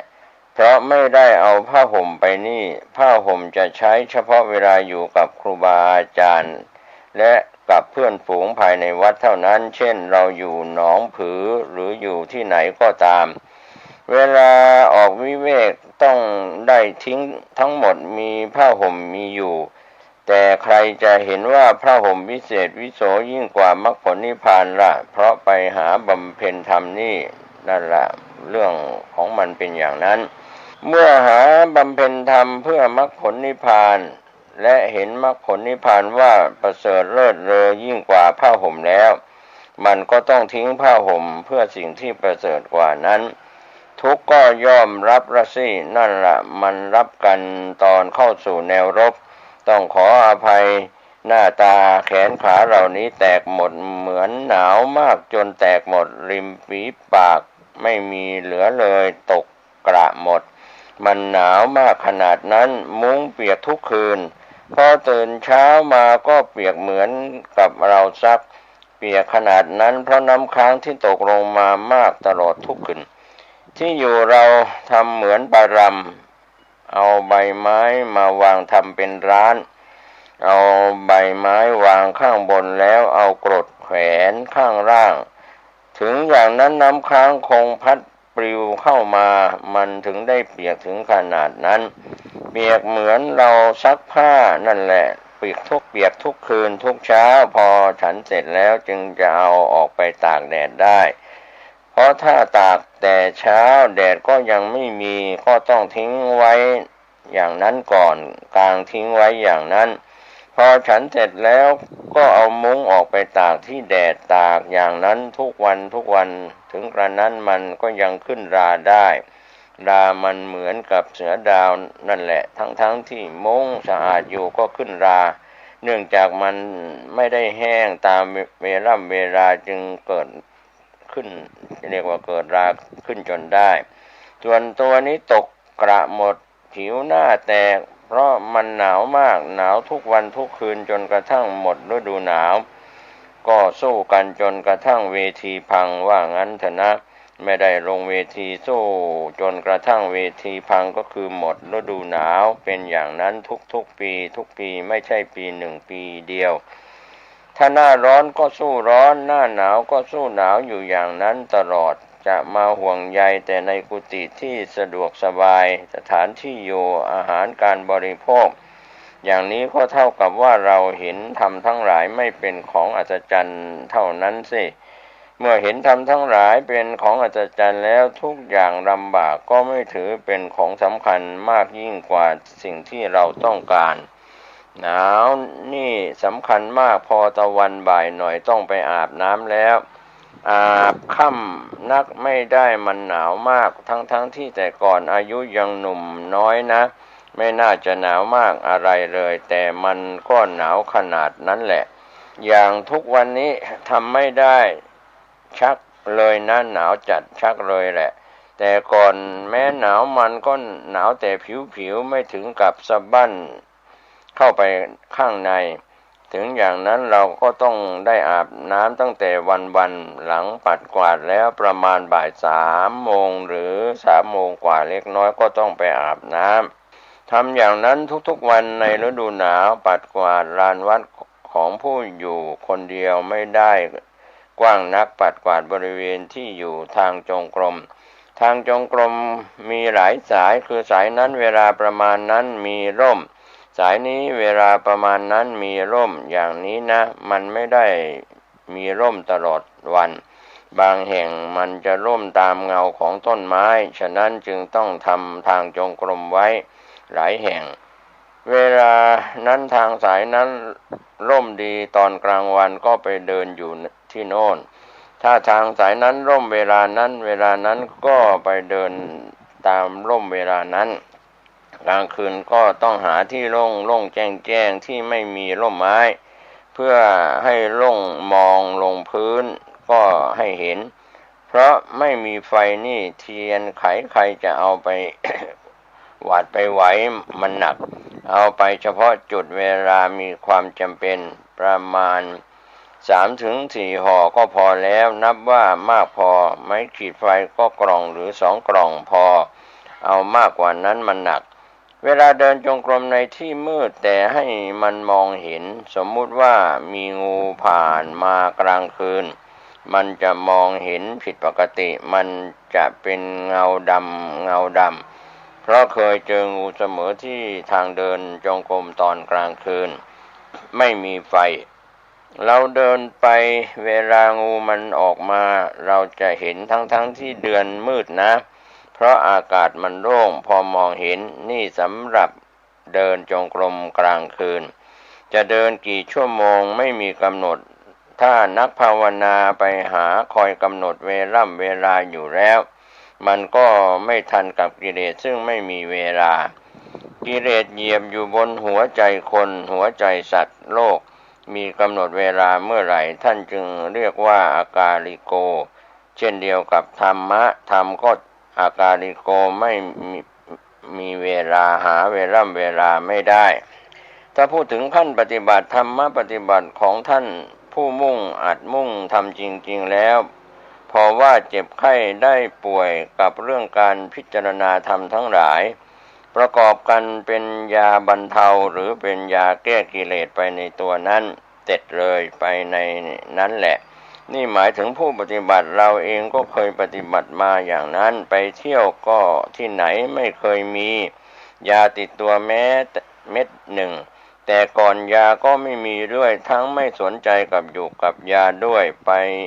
ไม่มีอะไรติดย่ามยาไม่มีถ้าว่าเป็นเหมือนสัตว์ก็เป็นเหมือนสัตว์พูดให้เต็มยศเต็มเม็ดเต็มหน่วยตามความจริงก็เป็นเรื่องของธรรมไปอย่างนั้นเสียมีอะไรก็ทำปั๊บเข้าเลยใส่กันปั๊บเลยเอาอย่างนั้นแหละเราไม่ปฏิเสธเรื่องยาแต่สำหรับเรื่องความกังวลจนเกินเหตุเกินผลของสมณะนั้นผิดทางของพระพุทธเจ้าผิดทางของผู้จะฆ่ากิเลสผิดทางของผู้เรียนเพื่อรู้สัจธรรมเรื่องยุกเรื่องยาก็ให้นำมารักษากันไปได้อยู่แต่ไม่ให้หลงจนเกิดความกังวล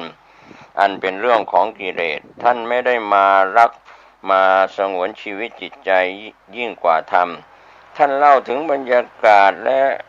สภาพความเป็นอยู่ระหว่างออกเที่ยวกรรมฐานหลวงตามหาบัวเล่าว่าเราออกเที่ยวกรรมฐานดูไม่ค่อยได้เว้นแต่ละปีกำลังระยะก็เป็นเดือนมกราคมกุมภาพันธ์หรือไม่ได้หาที่มุงที่บังเราก็ยังไม่ได้ขึ้นเพราะมันยังไม่ร้อนถ้าร้อนก็ขึ้นถ้ำหน้านี้ก็เที่ยวอยู่ตามร่มไม้แล้วก็ไม่มีที่มุงที่บังเวลาฝนตก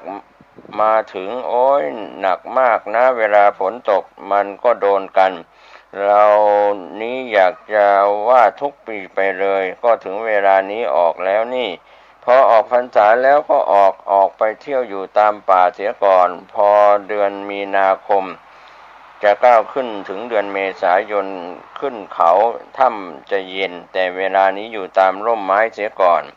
บางทีเสือมากัดควายอยู่ข้างๆมุ้งก็มีเสียงควายร้องเอิกอักเราก็เผงผางออกไปจากมุ้งดูว่ามันทำอะไรกันอยู่เสียงเราดังรั่นมันก็เลยเงียบไปลำน้ำอูนทางที่จะต่อเขาไปทางหนองผือเป็นดงฟังเสียงควายร้องข้างๆริมน้ำลำน้ำอูนเสือก็อยู่ทางนี้ควายก็หากินอยู่ทางนี้บ้านเขาอยู่ทางนั้นแล้วเราอยู่ฝั่งนี้คือมันกัดกันใกล้บ้านกลางคืนพอฝนกระหน่ำลงมาเสือโคร่งเข้ามากัดควายเราก็ร้องวิเวกวักขึ้นทีนี้ลูกควายมันวิ่งเข้ามาในบ้านแม่มันถูกเสือกัดแล้วตะเกียกตะกายลงไปริมอูนไอ้เสือตัวนี้ก็ไม่กล้าจะตามลงไปเจ้าของเขาเห็นท่าไม่ดีอ้าวลูกควายตัวนี้มันมายังไงไม่ใช่เสือกัดแม่มันเหรอเขาเลยรีบออกมาก็พอดีมาเห็นเสือกัดอยู่ข้างนอกนี้เขาก็เลยมาก่อไฟให้มันป้องกันไม่ให้เสือมากัดซ้ำอีกเพราะถ้าไม่มีไฟเสือมันอาจมาถ้ามีไฟก็แสดงถึงเครื่องหมายของคนมันก็ไม่มาเราอยู่ลำน้ำอูนฝั่งนี้เสืออยู่ฝั่งนู้นเขาก่อไฟไว้ฝั่งโน้นเราไปพักอยู่บนยอดอูนจริงๆอยู่ภูเขาโน้นแม่น้ำอูนไหลออกมาเราก็ไปอยู่ที่ภูเขาเราก็ได้อาศัยน้ำทางน้ำอูนพอบ่าย3 โมงลงมาจากภูเขามีกระบอกไม้ไผ่กับกาน้ำกระบอกไม้ไผ่ใส่น้ำเขาเรียกว่าบั้งทิงกาน้ำก็กาไม่ใหญ่แล้วกระบอกไม้ไผ่ก็ปล้องเดียวสะพายกระบอกน้ำพอขึ้นไปถึงบนเขาก็ไปอาบเหงื่อเจ้าของนั่นแหละลงมาก็อาบน้ำขึ้นไปก็อาบเหงื่อวันละหนที่ไปอยู่นั้นเพราะทำเลภาวนาดีแต่น้ำสำคัญมากไปอยู่ที่ไหนก็ตามถ้าขาดน้ำอยู่ไม่ได้นะสถานทำเลถึงจะดีขนาดไหนก็ตามถ้าไม่มีน้ำอยู่ไม่ได้ตอนบ่ายลงไปอาบน้ำแล้วสะพายกระบอกน้ำกับกาพอดีกับวันหนึ่งไป อยู่ในที่เช่นนั้นจะว่าได้ชมนิสัยวาสนาบ้างก็น่าจะได้ชมทุกข์ลำบากลำบนอยู่ในป่าในเขาไม่มีผู้มีคน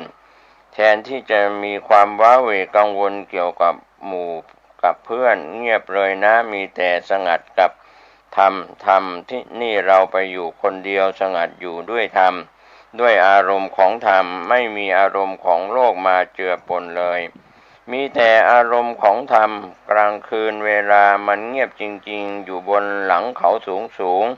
อากาศละเอียดมากร่างกายเรามันอยู่ที่ละเอียดอากาศก็ละเอียดเหมือนกับว่าคลานเข้ามามันซึมเข้ามาหาเราเวลาภาวนาเงียบๆเริ่มเข้าที่ภาวนาได้ยินเสียงหัวใจทำงานตุ๊บตับตุ๊บตับได้ยินชัดมากพอจิตเริ่มเข้าที่หัวใจทำงานก็หายไปจากนั้นหายแล้วกายก็หายเงียบไปเลยยังเหลือแต่ความเบื้องว้างหมดร่างกายนี้จะหายไปตามกันจิตมันหมดกังวลสิ่งเหล่านี้มีแต่ความละเอียดของจิตความละเอียดของจิตหาจุดหาหมายไม่ได้ร่างกายเป็นส่วนหยาบพอจิตเข้าสู่ตัวเองโดยเฉพาะแล้วร่างกายหายเงียบจิตก็เข้าละเอียดสุดขีดไม่เกี่ยวกับร่างกายนั่งภาวนากลางคืนหนาวเข้าสมาธิได้แล้วความหนาวไม่มีความหมายความหนาวหายหมดจนกระทั่งจิตมันได้เวลาของมันเคลื่อนไหวออกมาพอเคลื่อนไหวออกมามันก็รับสิ่งภายนอกดินฟ้าอากาศเริ่มหนาวอีกพอเริ่มหนาวแล้วจะนอนหนาวมันก็หนาวของมันเราก็เริ่มนอนไม่หลับสู้หนาวไม่ได้แล้วกลับมานั่งอีกพอเข้าไปนั้นอีกก็หายเงียบเลยแล้วทั้งคืนมันจะตายคนเรามันไม่ได้เดินไม่มีแต่นั่งไม่ได้เดินกลางวันต้องกำหนดเวลาเหมือนมีโปรแกรมเชียวกลางวันเดินจงกรมมากกลางคืนลงไม่ได้เหมือนว่าตัวแข็งไปหมดเลยเพราะมันหนาวมากประการหนึ่งก็คือว่าเราไม่มีผ้าห่มมีเพียงจีวรสังฆาติก็พับครึ่งจีวรก็พับครึ่งห่มแล้วก็ผ้าอาบน้ำผืนหนึ่งสำหรับเช็ดบาทมีเพียงเท่านั้นเวลาธุดงค์น้ำท่าก็ไม่มีเจอวัดไหนก็เข้าไปซักผ้าเสร็จแล้วก็ออกมาจะว่าขวนขวายน้อยหรือไม่ขวนขวายน้อยก็มีเท่านั้นอย่างเป็นของเหลือเฟือขึ้นไปก็มุ้งกาน้ำกรดมุ้งกับกรดเวลากลางออกแล้วก็เป็นอันเดียวกันบาตรสังฆาติอะไรใส่ในบาตร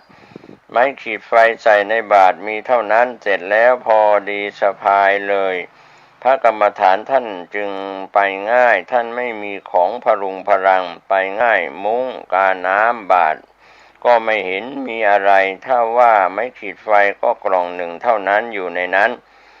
ก็ไม่ได้ใช้เทียนไขอย่างมากห่อหนึ่งเอาไปมากไม่ได้เราจะใช้เทียนไขเฉพาะเวลาจำเป็นจริงๆนอกนั้นก็ไม่ใช้เดินจงกรมกลางคืนดึกขนาดไหนก็ตามเราไม่เคยใช้ไม่มีไฟนะเราเป็นนิสัยอย่างนั้นจะมาจุดไฟให้คนเห็นเดินจงกรมไม่ได้มันเป็นนิสัยอะไรภาษาภาคอีสานเขาว่านิสัยหลักความคือนิสัยลึกลับไม่ให้ใครเห็นภายในภายนอกไม่ควรเห็นไม่เห็นเพราะฉะนั้นจึงไปแต่คนเดียวเดินจงกรมฟาดเสียเท่าไหร่ก็ตามถ้ามีใครไปดูไปเห็นแล้วมันไม่ขลังความหมายว่างั้นมันขลังแบบนั้นความทุกข์ยากในชีวิตพระธุดงค์ไม่เพียงต้องเผชิญกับความอดอยากสภาพอากาศและสัตว์ร้ายในป่าบางครั้งยังถูกเพศบรรพชิตด้วยกันขับไล่ก็มีดังที่หลวงตามหาบัวเล่าว่าพูดถึงกรรมฐานนี่ไปไหนถูกไล่ตลอดพวกเจ้าคณะนี่แหละที่ไล่กรรมฐานแต่เราไม่เคยโดนเลยเอาคำว่ามหาออกหน้าอย่างดีก็เฉียดดูถ้ากล้าก็เข้ามาสิว่าอย่างนั้นเลยลองได้ขึ้นเวทีแล้วต้องเอาให้ตกเวทีจะเอาทำวินัยข้อไหนล่ะมาไล่กันเสือหมูป่าต่อสู้กันดุเดือด มันเป็นร่องลงมาภูเขามันมีช่องลงทางแคบๆนะทางโน้นเป็นหลังเขาที่จากหลังเขาลงมามันก็เป็นช่องแคบลงมาทีนี้พอดีไอ้หมูก็ขึ้นช่องนี้หมูใหญ่นะมันเห็นกันชัดๆอย่างนั้นนะไอ้เสือก็ลงมาช่องนั้นพอดีมาพบกันตรงกลางนั้นเลยฟัดกันเลยนั่นเห็นไหมล่ะตายทั้งสองนะหมูตายอยู่กับที่เสือคานขึ้นไปตายข้างบนตายทั้งสองเลยนั่นแหละอย่างนั้นกำลังวังชามันฟัดกันนี่ไปถูกที่คับขันด้วยแล้วต่างคนต่างไม่ถอย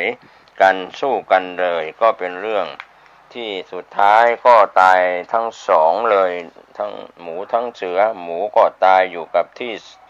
ส่วนเสือก็ตะเกียกตะกายขึ้นไปตายอยู่ที่นั่นพุงทะลุหมดเลยลำไส้นี่ปลิวออกมาทะลุหมดส่วนหมูก็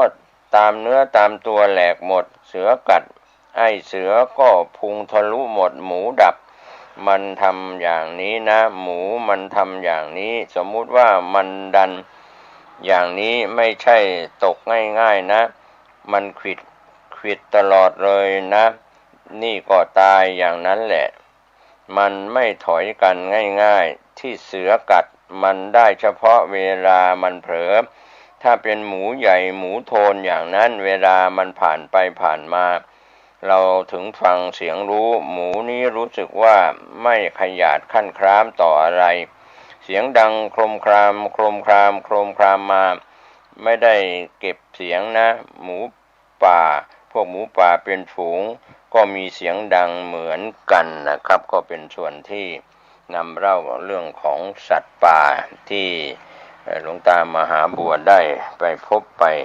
ปฏิบัติธรรมตามป่าต่างๆในสถานที่ต่างๆก็คงมีเรื่องเล่าสืบต่อกันวันนี้เวลาของรายการพอสมควรผมเกษตรเพชรสำริดได้ถ่ายทอดเอกสารเป็นเสียงมาสู่ท่านผู้ฟังในปฏิปทาของท่านพระอาจารย์มหาบัวญาณสัมปันโนซึ่งเป็นประวัติที่ทางมูลนิธิพระสงบมนัสสันโตตำบลหนองกวางอำเภอโพธารามจังหวัดราชบุรีได้ตีพิมพ์จากการนำเล่าของอาจารย์พระมหาบัวจากคำพูดมาเป็นเอกสารตอนนี้ก็ถ่ายทอดเอกสารกลับไปเป็นเสียงเพื่อให้ท่านได้ศึกษาปฏิปทาของพระป่าที่ปฏิบัติธรรมตามป่าตามเขาในสมัยอดีตก็คือหลวงตามหาบัวได้ถ่ายทอดเรื่องราวไว้ขอทุกคนทุกท่านได้มุ่งสู่คันธะธุระการศึกษาเราเรียนมุ่งสู่การปฏิบัติวิปัสสนาธุระทั้งสองจะนำพาท่านพ้นเวรพ้นกรรมพ้นจากอันตรายในโลกียะนำไปสู่โลกุตระทุกรูปทุกนามในวันนี้ในวันหน้าด้วยความไม่ประมาทสวัสดีครับให้ทุกท่านทุกคนวันนี้มาพบปะกันอีกเช่นเคยในรายการปกิณกะแห่งธรรมะพักกันที่บนเตียงเนี่ย เตียงดูแลรักษาสุขภาพนั่งก็เตียง